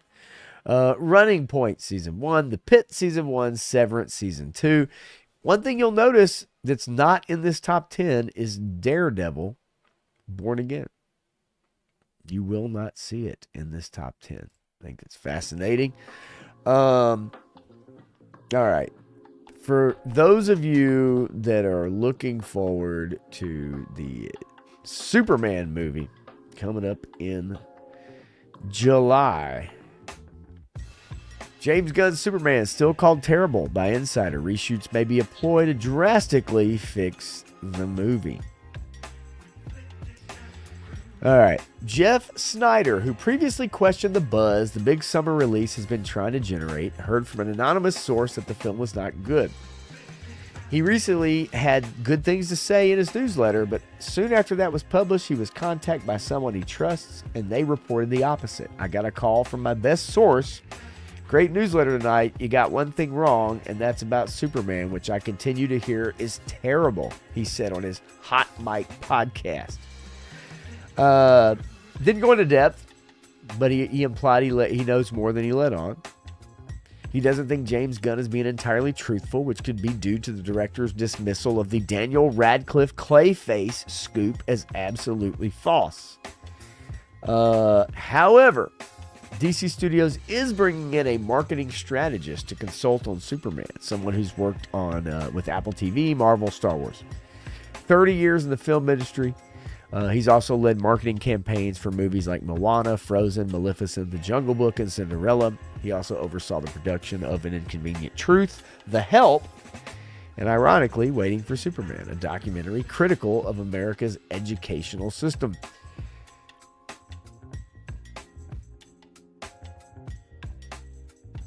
So James Gunn basically said this is quote unquote, "We've done real screenings, definitely learning stuff all the time, definitely editing and making little changes. You know, we might shoot a couple little tiny things. All my additional photography is so hard because it's like I used to kind of be against it because, you know, you don't want to have to shoot again. It's a pain in the ass. I really like being able to say, you know what? I wish I had shot that for fist hitting that. And so I tend to go back, pick that kind of stuff up so it wouldn't be anything major. But those kind of things, yeah, I'll cover you a couple more things like that." James Gunn likes to shoot a lot and everything. But evidently, this has not just been screened, Matthew, for just executives. This has actually been screened for it's been screened for other people. And it's not turning out the way that they want it. That's according to sources. And obviously, look, no source is going to reveal themselves because that's how they become a source. That's how they stay being a source. But I'm really sensing, and we talked about it, Matthew, Tuesday night. I'm sensing that this Superman movie has issues, and it's coming out, and it's coming soon like a freight train. And it may not be able to iron all that shit out. Now, 1923 being engaging and Daredevil not, you know, I don't know. Because I know Daredevil hasn't been, not to me. But also, I know that 1923 hasn't also been as engaging, although these Samba metrics may say different. Now, it's funny that Bobby Wold says, "I like Kick-Ass as Kraven, but the story is terrible." I love Kraven the Hunter as a character, but I find it fascinating that it's in the top 10 of streaming for the week of March 10th to the 16th. I find that fascinating. Unbelievable to me. I don't know shit about the White Lotus. I'm not going to lie to you guys. Now, the Electric State, I do know about. And that is one of the biggest flops in Netflix history. The Electric State, starring Millie Bobby Brown and Chris Pratt, is one of the biggest flops in the history of Netflix at like $320 million. And this will disappear quietly. It might be in their top 10 right now, but it is gonna go away. After 1 week of release, it's being watched less in the U.S. than one of 2024's biggest flops, only 1 week after release. The Electric State is sliding down the Netflix daily chart. Ooh, man, this is some company to keep up with.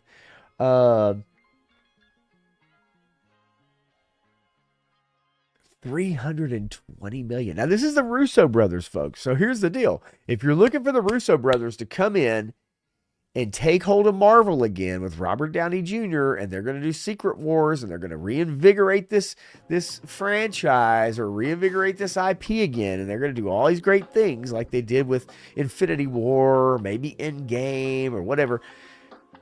Anything they've done that hasn't been within the Marvel brand and namesake has not been very good. They have not been able to really make any headway on their own outside of Marvel. It says here that according to Netflix only daily chart, we just saw the Electric State has sunk below the acquired title Kraven the Hunter. It only earned $62 million against a $120 million budget. That's probably just the production budget. After spending 6 days at number 1, the movie fell to number 3 behind Kraven at number 2 on March 20th.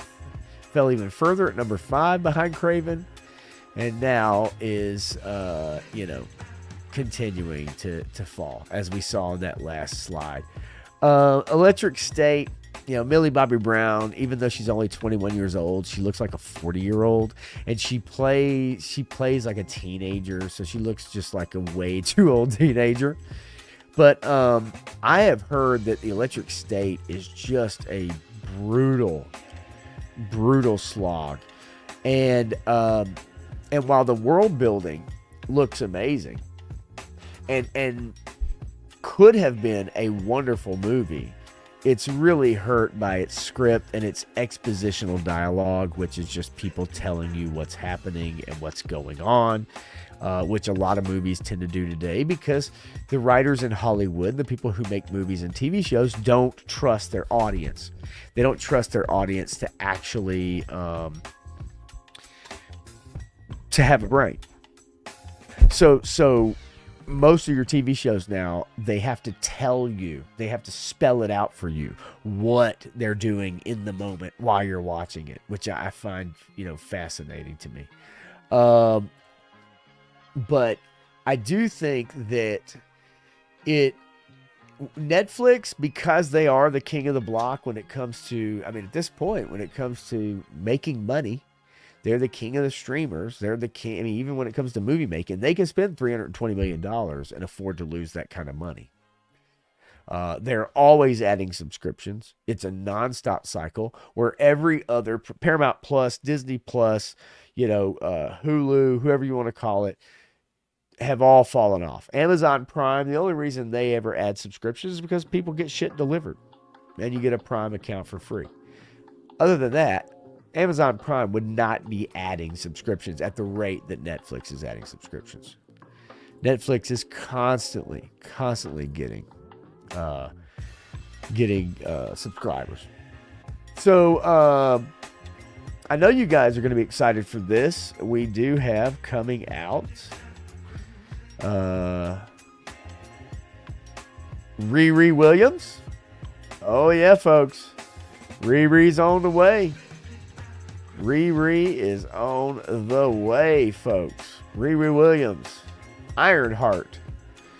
This is coming out June 24th. She is the newer, better, smarter, and more diverse version of Tony Stark. And she's coming to Disney Plus. Now, this has been shot and done for like 3 years. And Disney was trying desperately to not have to release this. But at this point, they're going to have to release it. This Ironheart, I don't think anybody wants a new Iron Woman, Iron Man. I don't think anybody wants a Riri Williams-led show.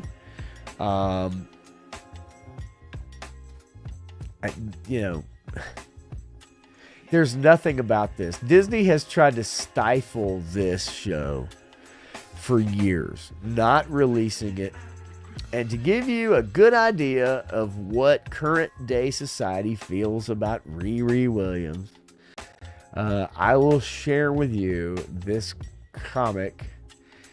Let's read it together, folks. This is Riri Williams. Does this sound like a character you can get behind? Okay. In this panel, she says, "Hi." Teacher says, "This is quite quiet time, Miss Williams. I wanted you to know I've decided what I want to be when I grow up." Teacher says, "Well, let's hear it." "I'm going to be a scientist." "Great. That's great." "Great? No, you're supposed to say, you mean like a nurse?" And then I say, and the teacher says, "Why would I say that?" "You're supposed to tell me nursing and teaching are noble professions and that people like me don't get to grow up and be scientists." Teacher says, "Why would I do that?" Well, that's what they said to the first African-American female astronaut. Well, that was and she told them, no, I'm going to be a scientist. And then she did it. Burn, bitch. Now that's a character I know I can get behind. You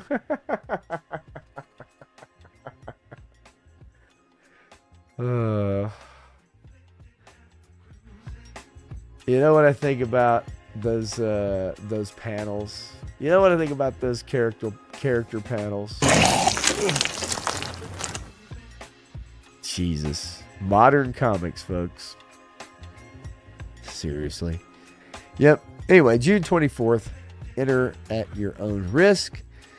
All right. Let's get to it. You guys, I know, are desperately wondering, how is Snow White doing? How is Snow White doing at the box office? What are the reviews? You know, what's really going on with Snow White, right? Like, you know, is it worth seeing? Dude, do I need to spend my hard-earned money? You know, well, 44% rating on Rotten Tomatoes. It's a 2.4 out of 10 on IMDb. And it's got a 47% Metacritic score. That's pretty good. Yeah, it's going to be hard to talk about Ironheart when the show really, literally has nothing going for it. Graf is in the house. Is the character really called Riri, or is that the name the right gave the character as a joke? No, it's R-I-R-I. Riri Williams is actually the name. Not R-E-E-E or nothing, but it's R-I-R-I. Riri Williams, which, yes, Riri used to be an insult. Riri. 3-star. Yes, it did. But anyway, so it is still funny, isn't it? So Snow White garnering a 47% Metacritic score. God damn. I mean, that's just bad fucking news, right? Like 47%. If we click on this, you know, hang on, we go to, if I get it to come up here. So basically, this movie is Disney's opportunity to bring you more the same old shit, right? Shitty CGI, cute animals, horrible story, taking the original material and bastardizing it to do whatever that you want with it. It is a girl boss story. There is no prince. He is a bandit. He kisses Snow White to wake her up, but she immediately puts him in the friend zone right after that. And the evil queen is beaten not with, violence, I guess. He's beaten with empathy. Beaten with empathy. Snow White is able to turn all of her guards back against the evil queen by reminding them where they came from and what they used to do in the village. And so, again, we do not get a male being very instrumental in this movie. It is all about the female empowerment and the fact that Snow White is meant to be the woman she's supposed to be without the help of any damn man. And you better know that. The first review, buzzwords, right? Visually stunning, emotionally compelling, reimagining of this beloved fairy tale. Now, this film successfully honors the essence of the original story while introducing fresh, meaningful elements that resonate with today's audience. Today's audience, folks. The modern audience, right? Because it's all about the modern audience. Now, I did come across a couple of... Folks, I came across a couple of versions of this story that were just recently made that actually accurately depict what this story was supposed to be. And I'm going to share them with you right now. because I think you need to see them.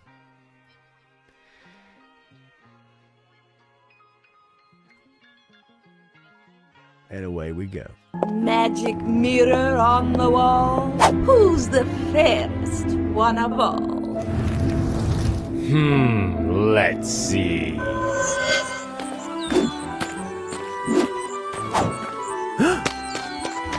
Excuse me.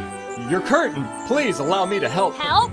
From you? Spare me your white savior complex. I don't need anything from someone like you. I didn't mean to offend. I just thought you should know that That I should know what? That some privileged white guy thinks his opinion matters?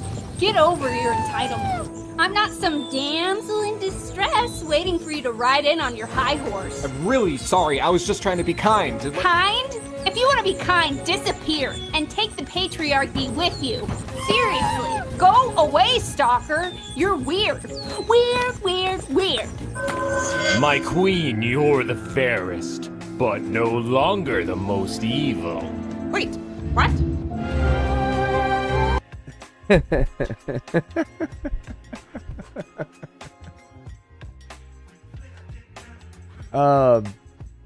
So true.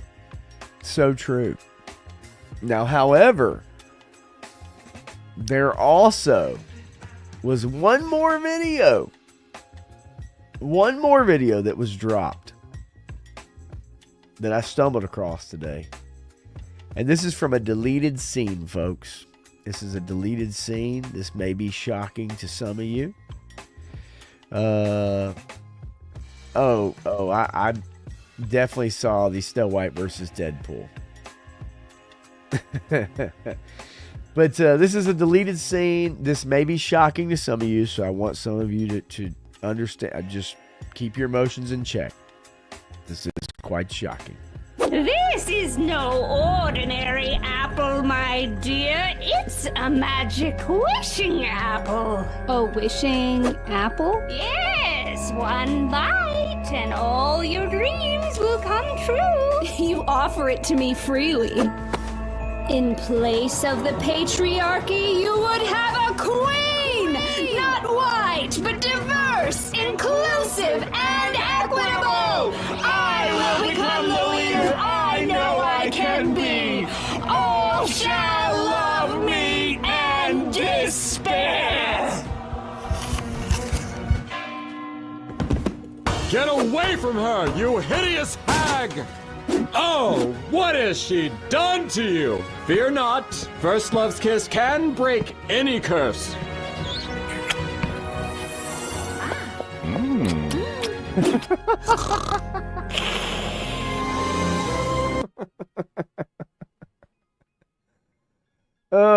Anyway, if you want to watch that, it is a pretty good channel, and they do have some really funny shit. It's called Beanie Bros, and they've got a ton of these. Yeah, Lord Farquaad's mom. Yeah, but Beanie Bros, man, they do a whole bunch of these, but I came across those, and I thought they were pretty fucking good. Spot on. Anyway, so, yes, now, I did want to get to this article about Snow White, and it's got a major identity crisis. With its creepy CGI dwarves and muddled tone, Disney's latest live-action remake is not calamitous, but is a mind-boggling mashup. Live-action remakes of Disney cartoons aren't usually given a warm welcome by critics and commentators, but none of them has faced as much hostility as the new remake of Snow White and the Seven Dwarfs. Are we succumbing to Disney princess fatigue, like Marvel fatigue, superhero fatigue? Maybe, but there's more to it than that. It says one issue is that the 1937 original was Walt Disney's first ever full-length animated film. And while its parts of it have aged badly, it still stands up as an exquisite, heart-lifting masterpiece. Remaking a revered, all-time great animation as a live-action film is about as sensible as remaking Singin' in the Rain as a cartoon.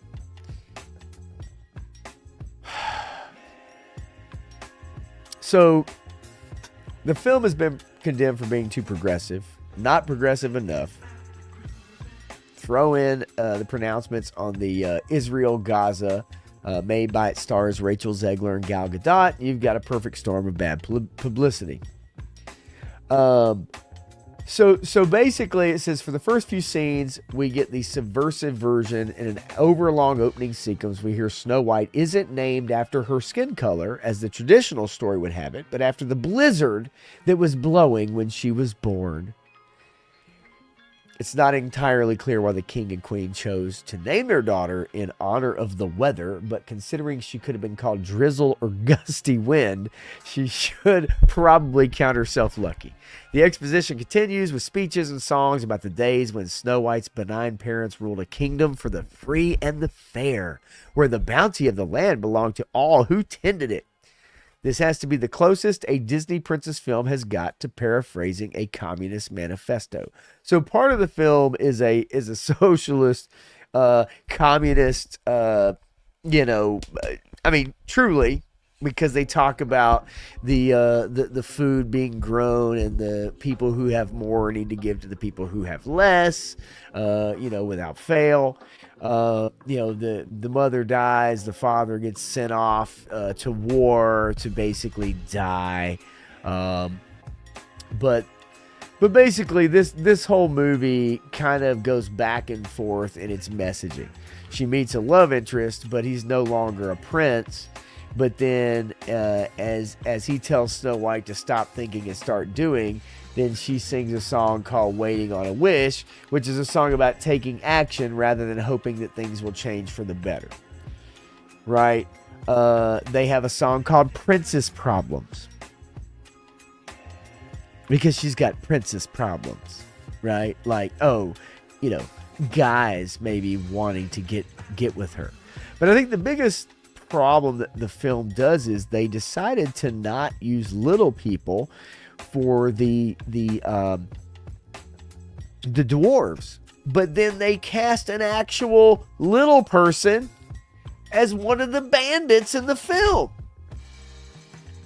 So they didn't want to disrespect little people by casting them as dwarves, but then they go and cast a midget as a bandit. And of course, the bandits are like the United Colors of Benetton, right? There's 2 black ones, 2 white ones, there's an Asian one, a Latino one, and a fucking midget. It has all the hallmarks, right? 1 hour, 49 minutes, should have made it 90 minutes. I agree. Yes, circus folk, small hands, smell like cabbage. So you don't cast little people as the dwarves because you'd rather have these funky looking CGI things. But then you actually cast an actual midget, as one of the bandits, which is supposedly a bad person. So what are you trying to say? Like, you see what I'm saying? Like, the messaging is all over the place. Like, they can't even keep up with their own social agendas. I mean, that's how weird that shit is. And yes, I agree, Graf, the queen was also named after the weather. Scorching hot. 100%. And she is. Just too bad she can't act worth a shit. But nonetheless, it says, half of this is set in a grimy, gloomy land where Snow White wants to foment a peasant's revolt and restore a socialist utopia, but half of it is set in a chirpy, brightly colored fantasy realm of benign and beautiful aristocrats. Half the time, the characters are belting out overwrought self-empowerment anthems, but half the time, they're trilling the jaunty 1937 ditties by Frank Churchill and Larry Morey. And what's so funny about it is the criticisms that are brought about in this article, and yet they still give it 3 out of 5 stars. That's what I find funny. It's like, oh, well, of course, 3 out of 5 stars. Well, yeah. But in all honesty, though, yes, this is just getting absolutely raked over the coals. And it's going to be very, very difficult for this film to make its money back. Now, it could be one of those things that over time, people go to see if kids that are between the ages of 3 and 8 fall for the cute animals and the overly, saturated CGI world, then I can see where this movie could continue to make money, kind of like what Mufasa has done. Mufasa has actually done that. I mean, look, if we went to the theater to see it, I can tell you 3-star, we'd probably be the only 2 people in the theater. If you look up the actual tickets for this, like if you just go through and look up, okay, I'm going to get some tickets, and you look at the theater chart, no one's going to see this movie. I mean, you literally would have the entire theater to yourself. So in a way, it'd kind of be fun because we'd probably be able to make a video. Like while we're in the theater, we probably would sit there and be able to talk and film and not even be bothered by anybody. That's how bad this is.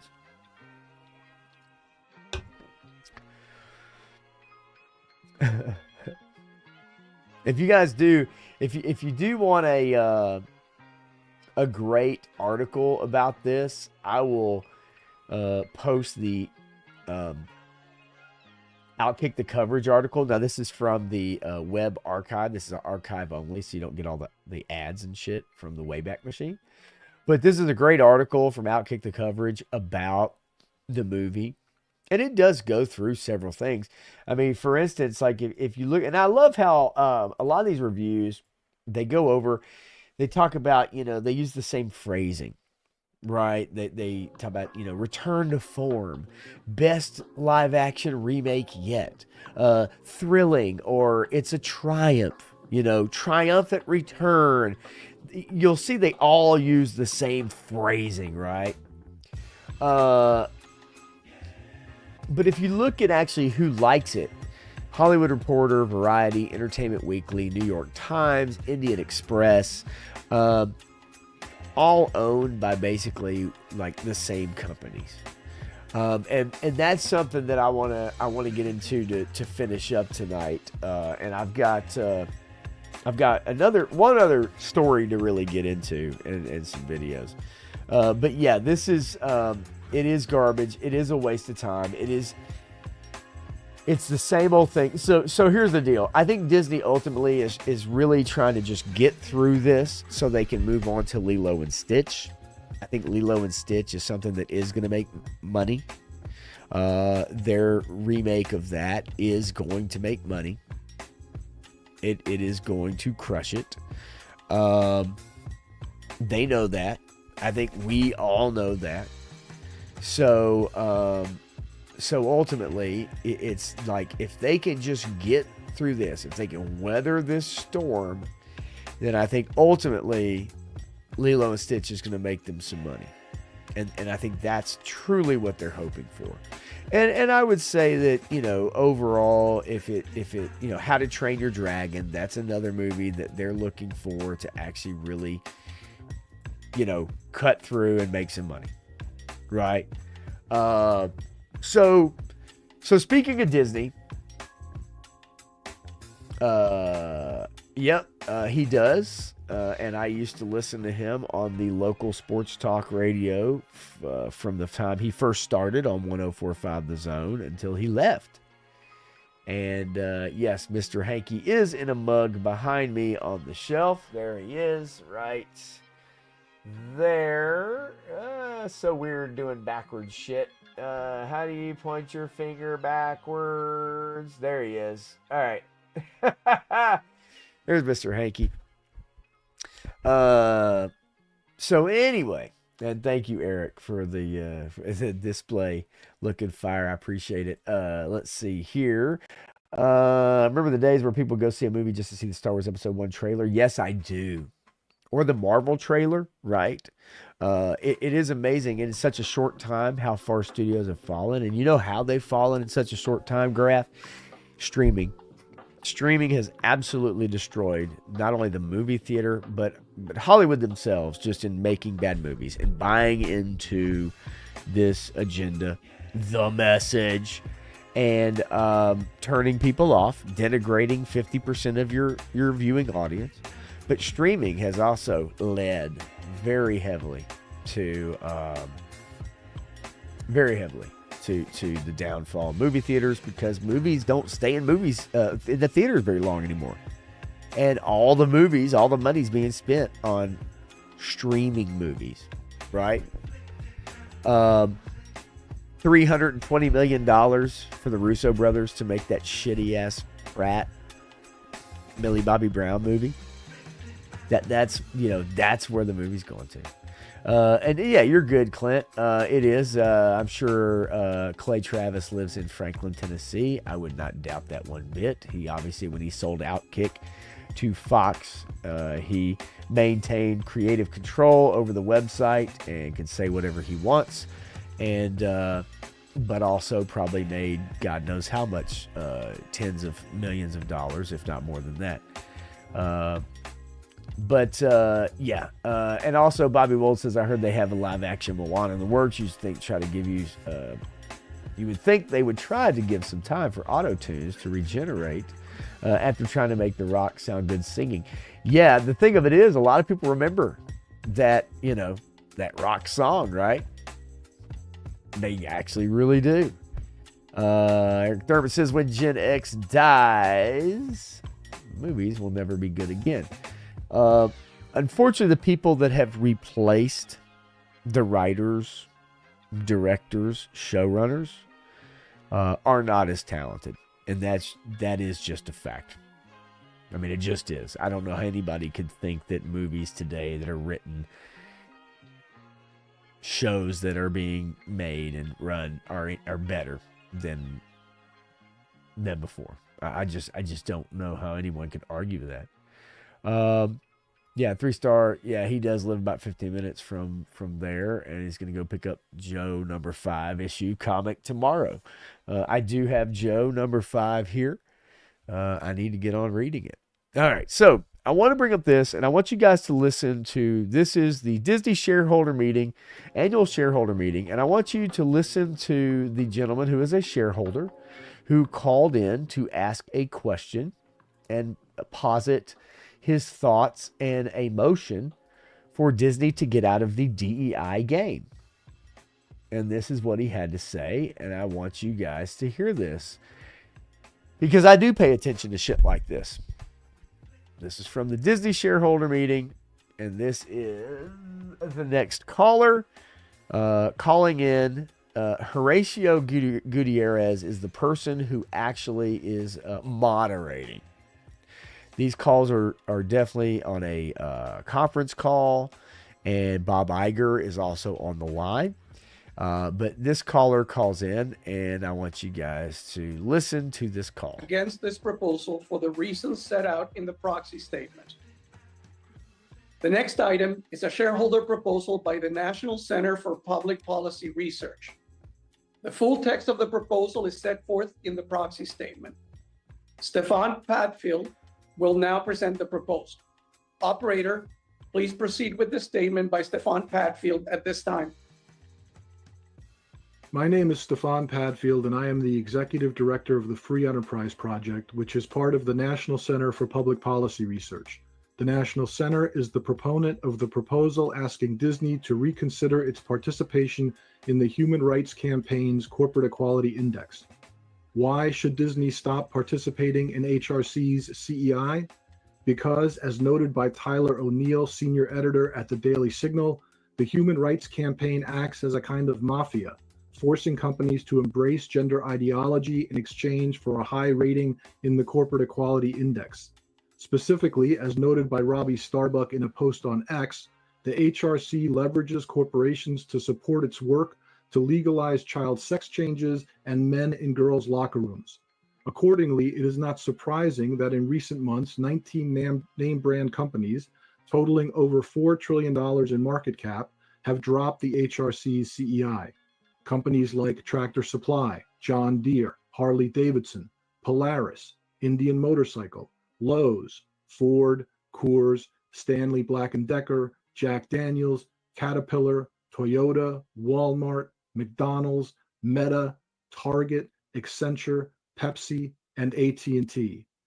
Pushing on children the belief that they can be born in the wrong body and that such beliefs should be affirmed by minors taking puberty blockers or even undergoing experimental surgeries, sometimes behind the back of their parents, is bad for business.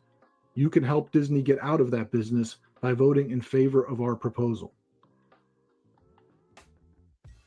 The board of directors has recommended a vote against this proposal for. You don't say. The board of directors has voted to recommend against this proposal. You don't say. The reasons set out in the proxy statement. Yeah. So basically what happens is shareholders call in. They select certain shareholders with questions and comments, and they bring up certain things. They present. These are major shareholders of Disney, and they present certain proposals, and they want the board of directors to vote. And normally they always shoot down any and every proposal by every shareholder, no matter how large or small. In this case, this proposal, they want Disney to get out of the business of supporting companies who pay for underage gender transitions, top surgeries, bottom surgeries, gender identities for like 7-year-olds and shit like that. Okay. But Disney doesn't want to get out of that business, so they just flat out refused it. Now, you may think that that's hyperbole and that's ridiculous, but the truth of the matter is that they donate hundreds of millions of dollars and millions of dollars to companies and organizations who purport and support those kinds of children disfigurements over gender and gender ideologies. It's just truth. And so it's interesting to hear a shareholder bring up a proposal to try to get Disney to end their involvement. And of course, they shoot that down. And yet they'll still tell you that it has nothing to do with trying to change your kids. Everybody seems to easily forget somehow. Let's keep going. So I've got a timeline of the, let's see. Yeah, the VP of hiring that got busted undercover date, talking about how they'll only hire certain groups. That is true, Bobby Wold. That did happen. However, we probably will not hear what actually happened to that person. That information doesn't get, you don't find out the after effects, right? You get to hear about it. You get to see the, the craziness, the videos, right? But you'll never hear about what actually happened until somebody does some digging. And usually it's sometime after the fact, right? Were there consequences for those actions? Probably not. Okay. Assassin's Creed Shadows is a new Ubisoft game. And it came out, and there's been some controversy since it was announced. There's been some controversy over the last several months, the last couple of years. It is a Assassin's Creed game based in feudal Japan. It has a female shinobi character, and it has a male slave named Yasuke, who has actually had people go in and edit the Wikipedia page for this character to try to change the actual history of this character to support the goals of the game. Nonetheless, I want to give a timeline of these controversies, and I wanted to go down and then also give you guys an idea of the reviews and some of the voice acting and also the gay scene with a actual non-binary trans character from feudal Japan that Yasuke, the black samurai, falls in love with and can romance. If you think I'm kidding, I'll show you the video. But anyway, so break down the key points. Yasuke's portrayal in historical context. Yasuke was a real-life African samurai who lived in Japan during the 16th century, serving as a retainer to the powerful daimyo Oda Nobunaga. In Assassin's Creed Shadows, he's portrayed as a playable character. All right. Some argue that Ubisoft is misrepresenting Yasuke's role and historical significance, which they are, while others defend the game's creative liberties. So Ubisoft has tried to contend that they are trying to be very historically correct, and yet they play fast and loose with history. It's just true. It says some critics have accused Ubisoft of wokeism and blackwashing for highlighting a character of African descent in a game set in feudal Japan, suggesting a lack of authenticity. This actually pissed off a lot of people in Japan. Japanese people were not thrilled about this game. They were not thrilled about the portrayal of Yasuke or Nobunaga. The game features a scene where Yasuke destroys sacred artifacts inside the, forgive me if I mispronounce the shrine, in Himeji. It says Hyogo Prefecture without the shrine's permission. Representatives of the shrine confirmed that Ubisoft did not seek their permission to show the shrine and use its name in the game. The incident sparked outrage in Japan, with over 100,000 people signing a petition accusing Ubisoft of historical inaccuracy and disrespect.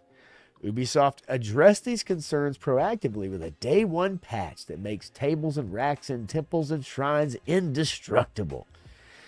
How, never. So then the game's concept art featured a flag belonging to a historical reenactment group without their permission, leading to accusations of cultural insensitivity and disrespect. Collectible figure marker Pure Arts removed an Assassin's Creed Shadows statue from sale over its use of a one-legged Torii gate, which some said was offensive. Some elements of the game's artwork, such as a Chinese Buddhist statue and a long-tailed monkey not native to Japan, have also been criticized for lacking proper research and authenticity. Day one patch. Ubisoft has implemented a day one patch to address the issues related to the shrine incident, making tables and racks in temples and shrines indestructible. They acknowledge concerns and taken steps to address them, demonstrating a proactive approach to the controversy. And they've stated they put significant effort into ensuring authenticity in the game's portrayal of Japanese culture and history. All right, so to give you an idea of the reviews, I wanted to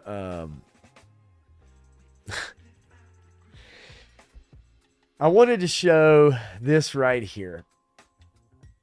And I love how if you read reviews of movies, if you look at the companies that are owned, the outlets that are owned by major companies, they all regurgitate the same stuff.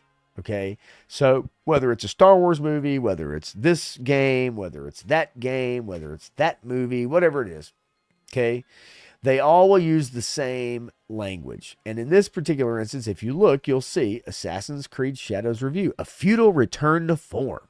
Assassin's Creed Shadows review, a return to classic form. Assassin's Creed Shadows is an exciting return to form. I think Assassin's Creed Shadow may truly be a return to form. So we'll see, we will actually see like the same shit in our reviews. And if you're never really looking for it, you won't think about it. It'll go right over your head. But then you start looking into like who owns The Escapist, who owns IGN, who owns whatever. And you'll find they're all owned by like the same conglomerate companies. There's 3 to 6 companies and they own everything. And they will regurgitate the same information for all of those movies or TV shows or whatever. Now, if you go down the review scores, you'll see all these. Look at this. Assassin's Creed Shadows reviews. VG 24/7, 10 out of 10. Game Lodge, 10 out of 10. We got 10 out of 10, 9 out of 10, 9 out of 10, 9 out of 10, 9 out of 10, 9 out of 10, 9 out of 10, 8 out of 10, 8 out of 10, 7 out of 10, 6 out of 10, 5.5 out of 10. Those are a lot of 10 out of 10s, a lot of 9 out of 10s, right? I mean, those are some serious scores, right? But then when we go to the Metacritic scores and we look at our Xbox, PS5, and PC, we've got 85, 81, 78. When we look at our critic reviews, we've got 81. When we look at our user reviews, we have 5.9. Now, that's based off of 76 critic reviews. That's based off of 671 user reviews. So when you go back and you look at all of these scores and you see 9 out of 10, have you ever heard of the PS game size? Have you ever heard of Gfinity? You ever heard of Game Lodge? PSX Brazil, Game Blog, But Why Though? Like, have you ever heard of any of those companies? I didn't think so. So the access media will always bump this shit up and try to portray a game or a movie or a show as being better than it actually is. They'll always try to fake you out and bullshit you. And it's no different when we're looking at game reviews, okay? I want to play for you guys some of the voice acting in this game. So take a listen to this wonderful food vendor and this great Asian voice acting in this game set in feudal Japan. Resentment can grow quietly without much warning after a storm. Mushrooms can too. Shiitake? Mushrooms. The smell of dirt, grass, and rain. Resentment can grow quietly without much warning after a storm. Mushrooms can too. Shiitake? Mushrooms. The smell of dirt, grass, and rain. Okay, seriously. Right? Like, seriously? Like, what are we talking about here? What I mean, just one of many, but I want to play for you guys one of the most important scenes that you'll ever see. And this is the very large black samurai, Yasuke. And this is the love scene with the non-binary they-them character. And enjoy.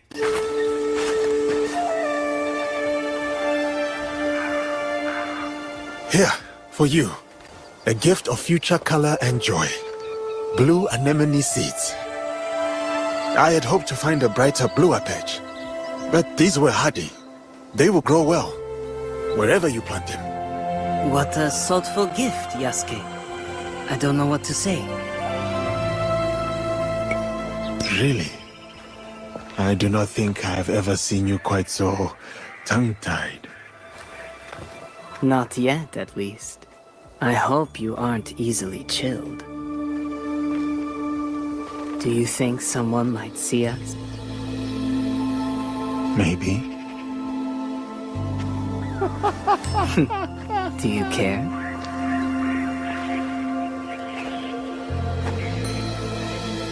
Not at all. Oh, look at that look. Look at that look, y'all. Look at that look. Come on, Yasuke. Look at you. Man, you looking at me now, bruh. You looking at me. I'm feeling them feelings, Yasuke. You got me feeling all fuzzy now, bro. Look, you looking right at me, man. Holy shit. Woo!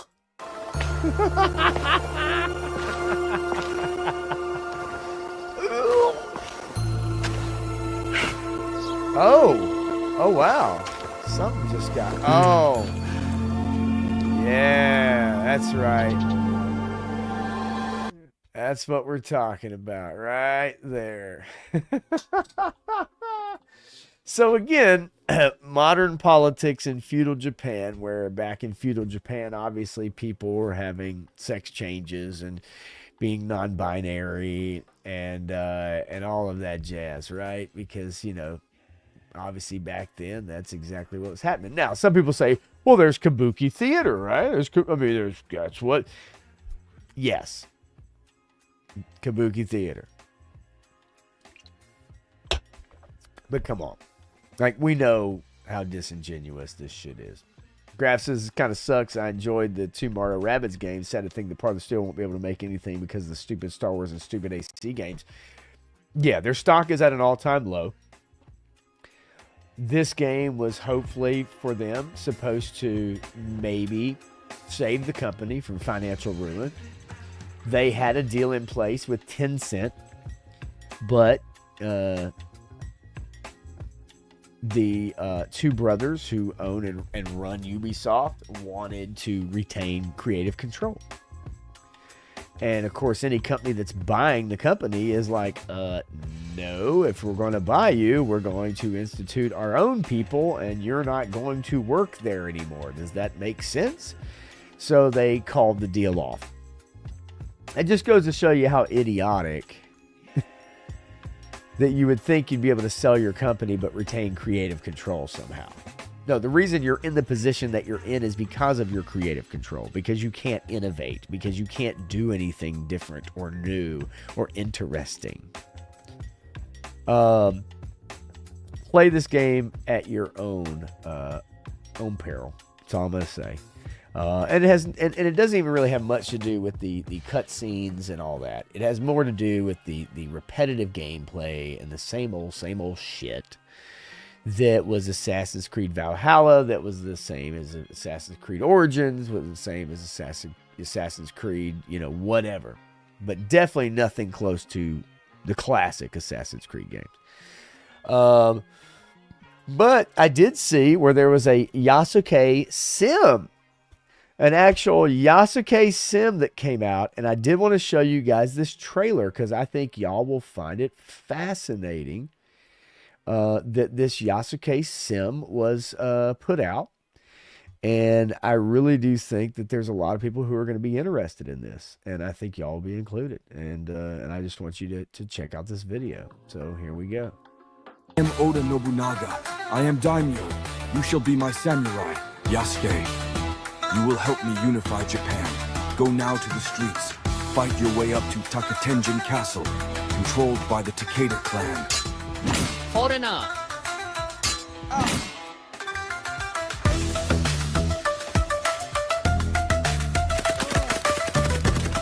Yasuke with a machine gun! For the Takeda clan!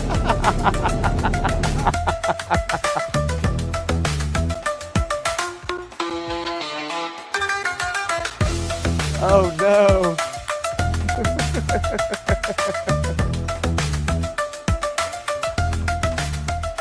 Dude, I would play the Yasuke life sim.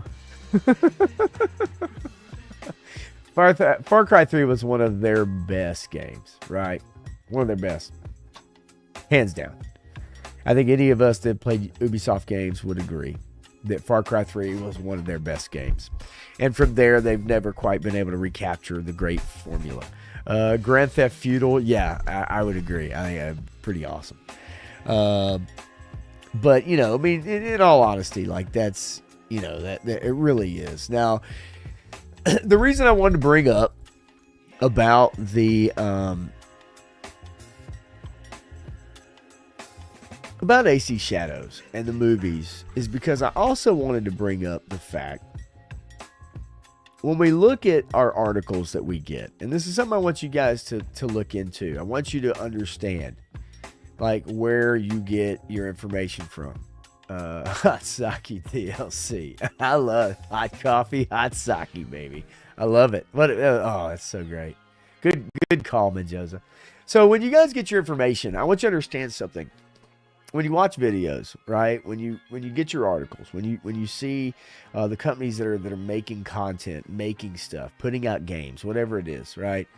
I want y'all to know why a lot of it looks and sounds the same. I want you to understand why a lot of it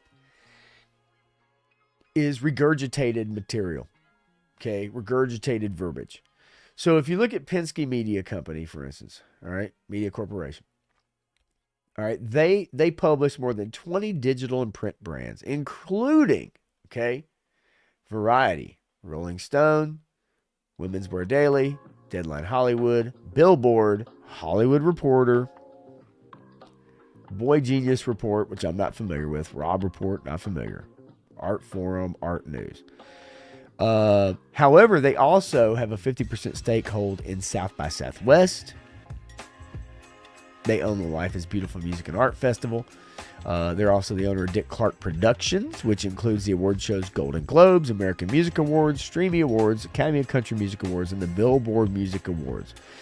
So when we see like all the woke shit, or we see all these people make their speeches and they come out and they do the same old bullshit, and you see like South by Southwest now has been turned into a corporate, soulless, less music now and more just like woke festival entertainment thing.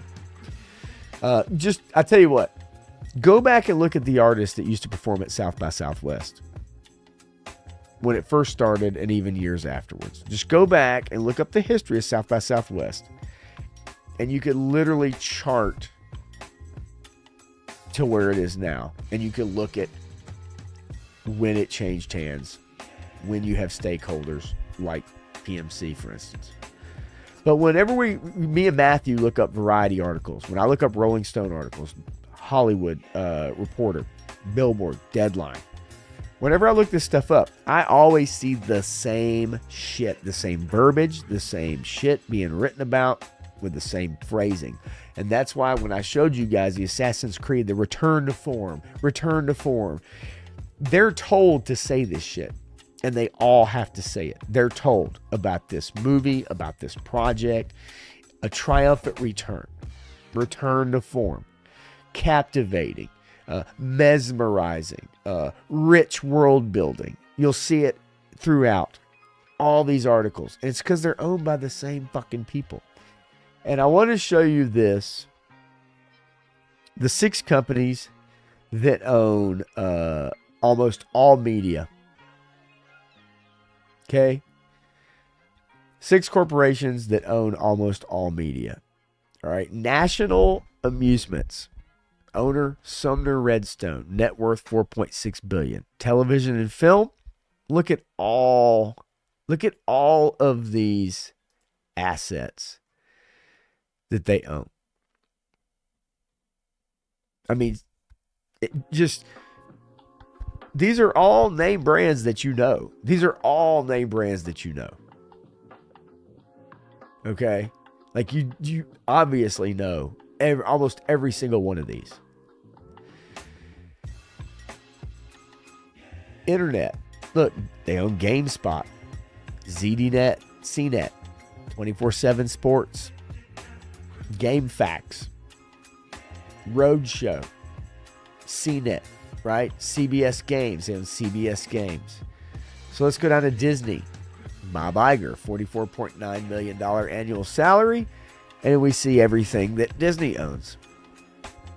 Right? A cornucopia of all of this shit.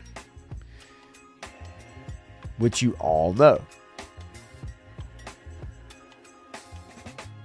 And then the print media that they own. Right? Then we get to Time Warner. Right? And we see everything Time Warner owns. Turk Murphs, what's going on, buddy? Good to see you, man. No, I appreciate it, man. I'm running overtime a little bit tonight, but I just want to bring up a couple more stories and then a couple videos and memes to share before I get out of here. But I was just going over that there are 6 major companies that own all of our media. So whatever these companies decide goes out, whether that's in print, video form, or whatever, that's the reason all of your shit runs together. That's why all of your articles look the same, read the same. It's a nonstop deluge of the same content. And if you don't think for 1 second that does not influence almost everything that you think and do about current media, and it's hard to get away from it. You can't get away from it. I mean, this is Comcast, right? They're your NBC overlords, right? And then you look at their ventures, right? And you look at all of these companies. It's, then you have News Corp. That's your Fox, Murdoch. And you look up all of their print media, right? Then you have Sony, and you look up everything Sony owns. And then you go to their music, right? Their non-media, and then their investments.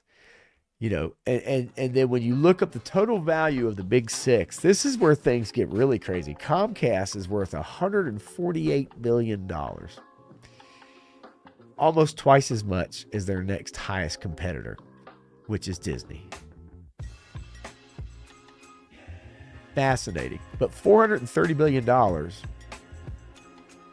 and yes, Turk, it is. Everywhere you look, everywhere, when you have the glasses on, you see it. And the amount of properties, it is staggering. And the reason I want to bring it up is because whenever you're clicking through those articles reading about your favorite show, right? And you see the same shit being said over and over. I know you guys, most of you guys have a mind of your own. And I know a lot of y'all definitely think on your own. And you can see through that shit. Right? But there's a lot of people that can't. There's a lot of people I talk to at work every day I go to work. And you can tell that's what they do. They consume, they obey. They think some of the worst shit out there is some of the best shit out there.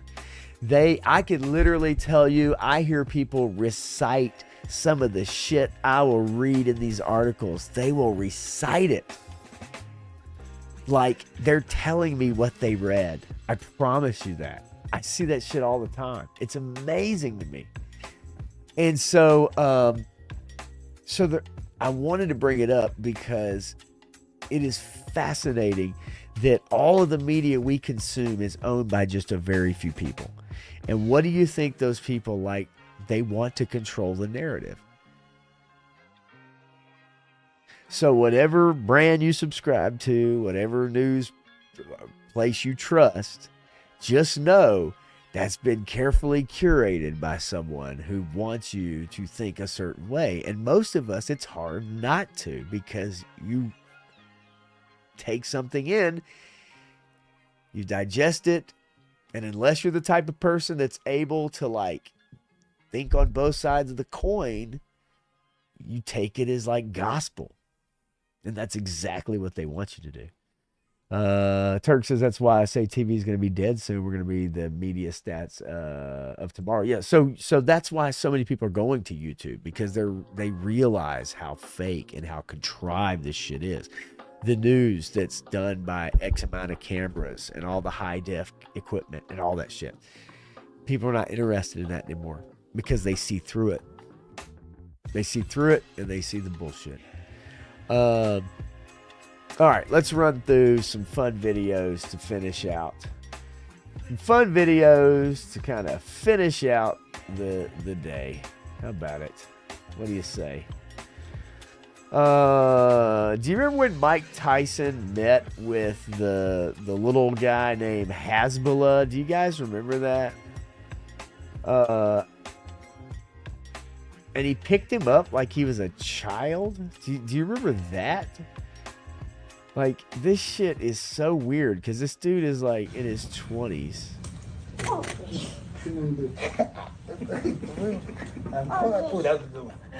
Watch Iron Mike just pick this dude up.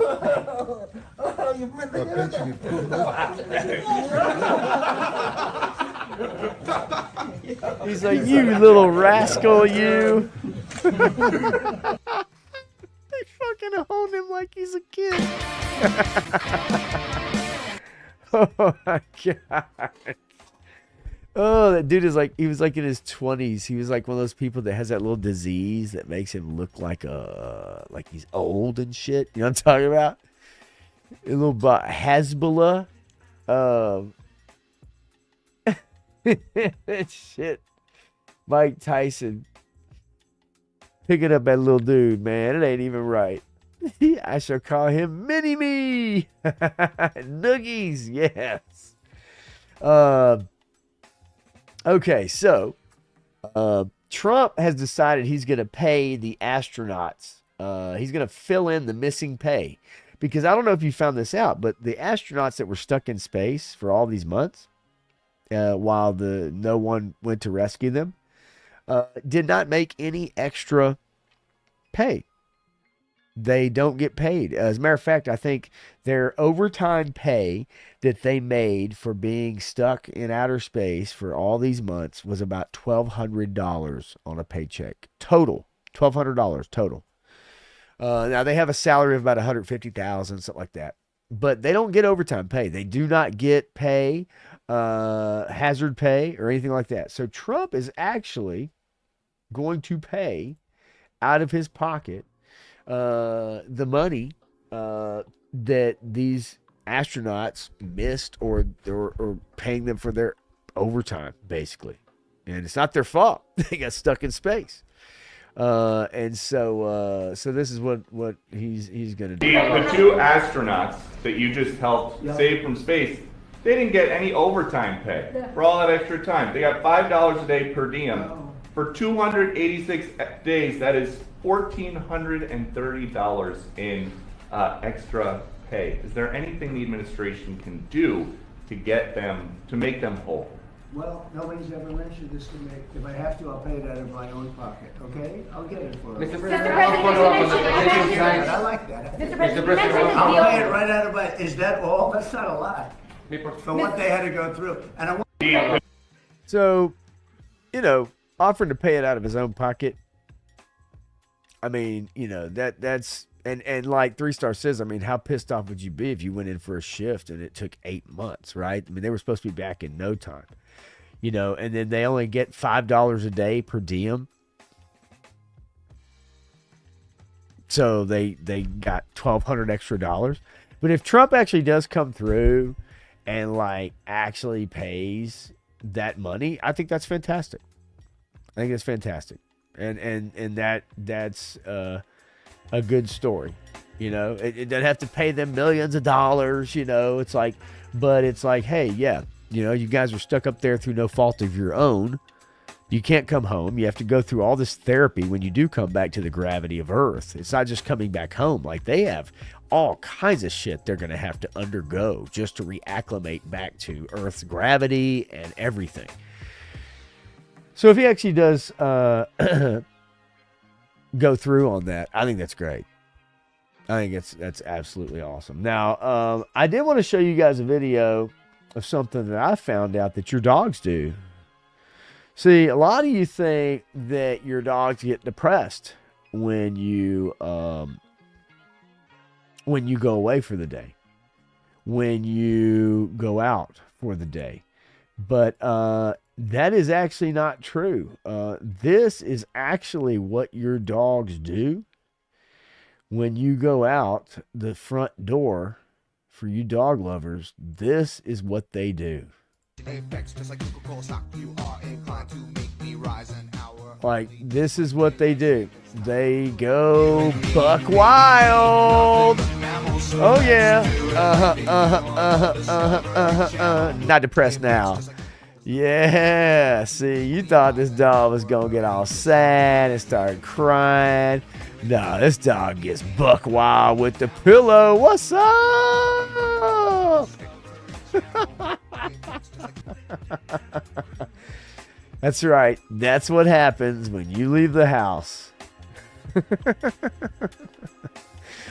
Roman. Now, I also do want to share another sad story to you, to all the dog lovers out there. This is a sad state of affairs right here. And this will garner a lot of sympathy, maybe some tears, actually, maybe even some true tears. It would not surprise me.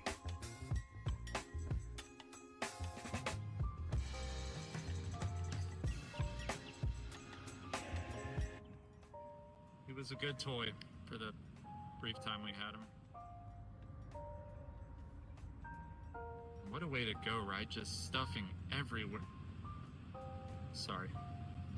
Anyways, it's getting late. Say your goodbyes, and I gotta fill this hole. Terrible. Just terrible. I'm gonna need more land.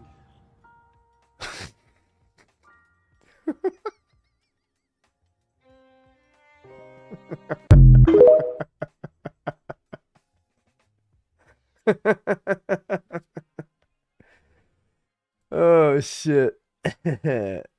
Yes. George Foreman did in fact pass away at the age of 76. There's Loves Mules checking in with us. Oh, anyway, I couldn't help but show that video. I thought that was pretty funny. I do have a few memes of the day to share with y'all before we get out of here. Let's see. Yeah. Come on. What the hell's going on here?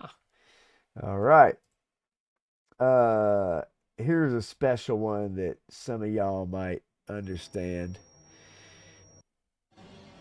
When you can't enjoy movies because Zendaya is in every single one you watch. They have cast Zendaya only because she has like 200 million followers or some shit on Instagram. So they're casting actresses now who can't act if they have a huge Instagram following. Their social media is more important than whether or not they can act. And so a lot of actresses are being cast now. Not on their acting skills, but whether or not they have a huge social media following. That was admitted just recently. Yeah, the meme lander. I do love that. All right, let's see here. I got another one for y'all. One of my favorites. Hopefully it's one of yours too. Leftists in 2023. Look at them overreact and refuse to buy Bud Light.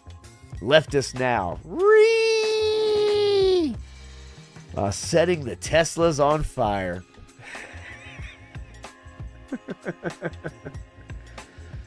Oh, so sweet. So sweet. So sweet. All right. This is a lot of us, actually. Here we go. This is a good one. This is a lot of us. Our social media life compared to our real life.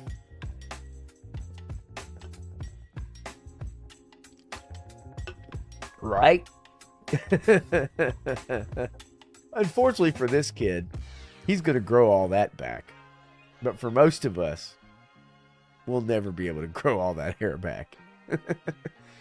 But truly a good statement about our social media life and our real life, right? Okay, here's another one. I do find these actually funny. Now, yeah, don't get too upset. Democrats, 2020 to 2024, we're in charge now. Everybody's gay. Your children belong to us. White people must suffer. Freedom is over. Democrats in 2025. Why are you fascists so mean?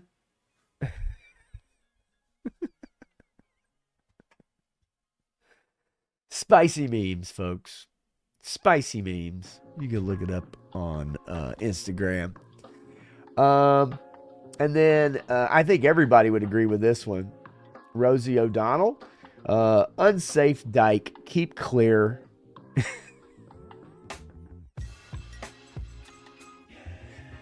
As long as she moves out of the country, I have no problem with that. Thanks, Rosie, for saving me the trouble. All right. And finally,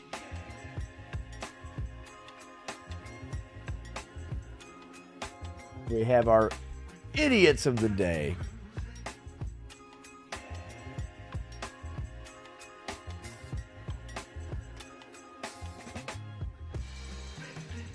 We have our Minneapolis mayor, together with Ilhan Omar, declaring that his city is a safe haven for criminal illegal aliens and he will protect them. Defying federal orders. Let's see what he has to say, folks. And I want all of you just to know exactly where we are as far as our neighbors go. Minneapolis will continue to be a safe haven for undocumented immigrants, for our trans community. Regardless of who you are or where you come from, Minneapolis is a place where you should be proud to call home. And I want all... Don't you like the fact that he grouped together undocumented immigrants and trans people together? Isn't that kind of fucking weird? Am I losing something? Am I not getting something there? Is that just weird? Like, to me? Like, those are the two groups of people you group together?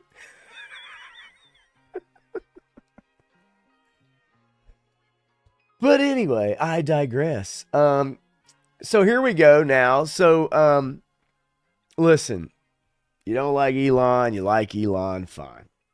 Whatever. We've seen people now sabotaging Tesla plants and setting fire to cars because people obviously just like the girl who runs track and thinks she's justified in knocking someone over the head while she's getting beat. We have people like this who are deciding that, hey, I don't like this person driving a Tesla. So you know what I'm going to do?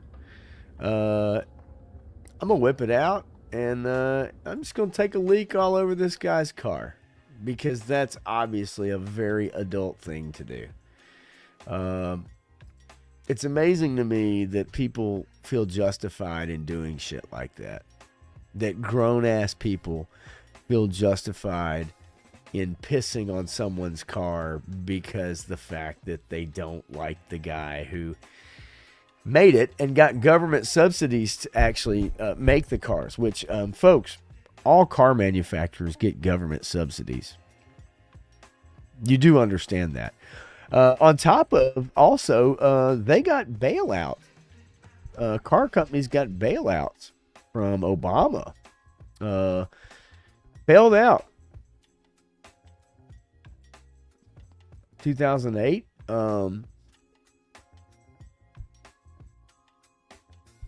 And every car company gets government subsidies to make their cars. This is not an Elon Musk thing. It's not something new. Fascinating though. Yeah, no. I mean, if he'd have done that, maybe, but no, of course, he's got to piss all over it.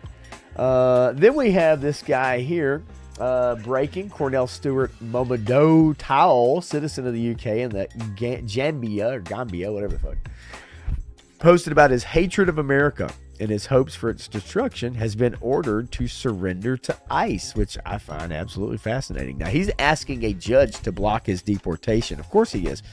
But the thing of it is, it makes me wonder, if he hates America so much, why is he trying to block the deportation? Right? If he hates America that much, wouldn't he want to get out of America? So the one thing you'd want to do is get deported from America because you hate it that much, right? It's such a terrible place to be. It's such a racist, horrible place to be. Then the one thing you'd want to do is get out of it, right? I mean, can you imagine what people who live in Taliban-controlled places, they'd like to probably get out of there, right? You know, or maybe they'd just rather stay since it's so horrible. Maybe they'd just rather stay. That's my guess. They'd rather just hang out. And lastly, folks, we have Deerfield Middle School administrators force teen girls to change in front of a boy in a school locker room. They barricaded girls in a locker room after they expressed their discomfort with undressing in front of a boy. One of the administrators literally stood guard in front of the door so they couldn't leave.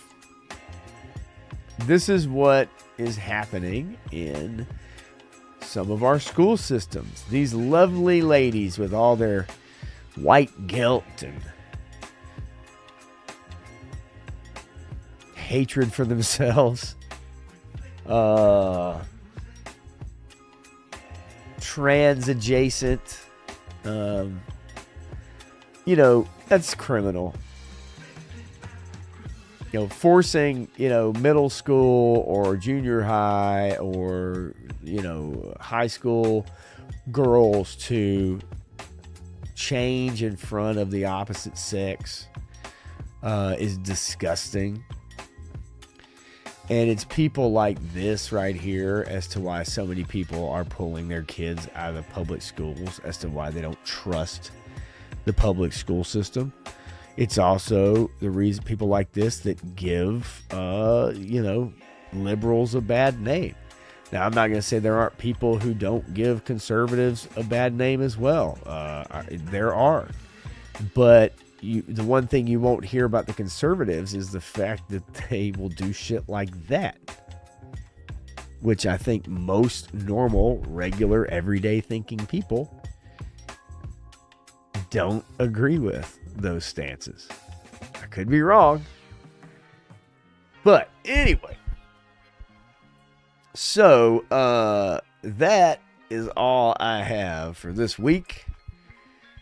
I'm going to get out of here.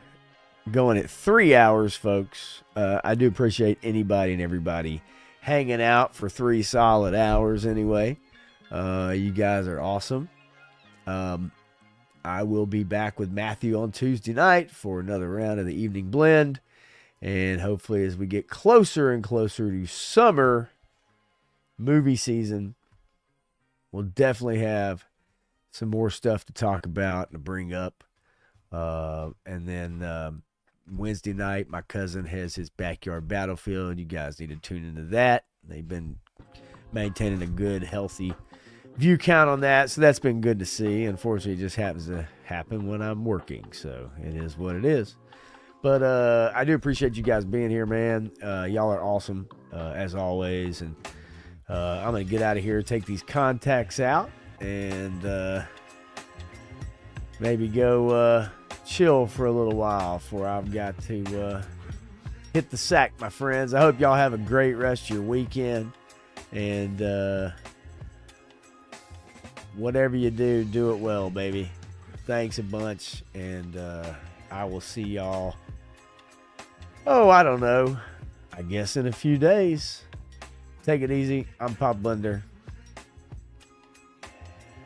Appreciate it. So long, gay boys!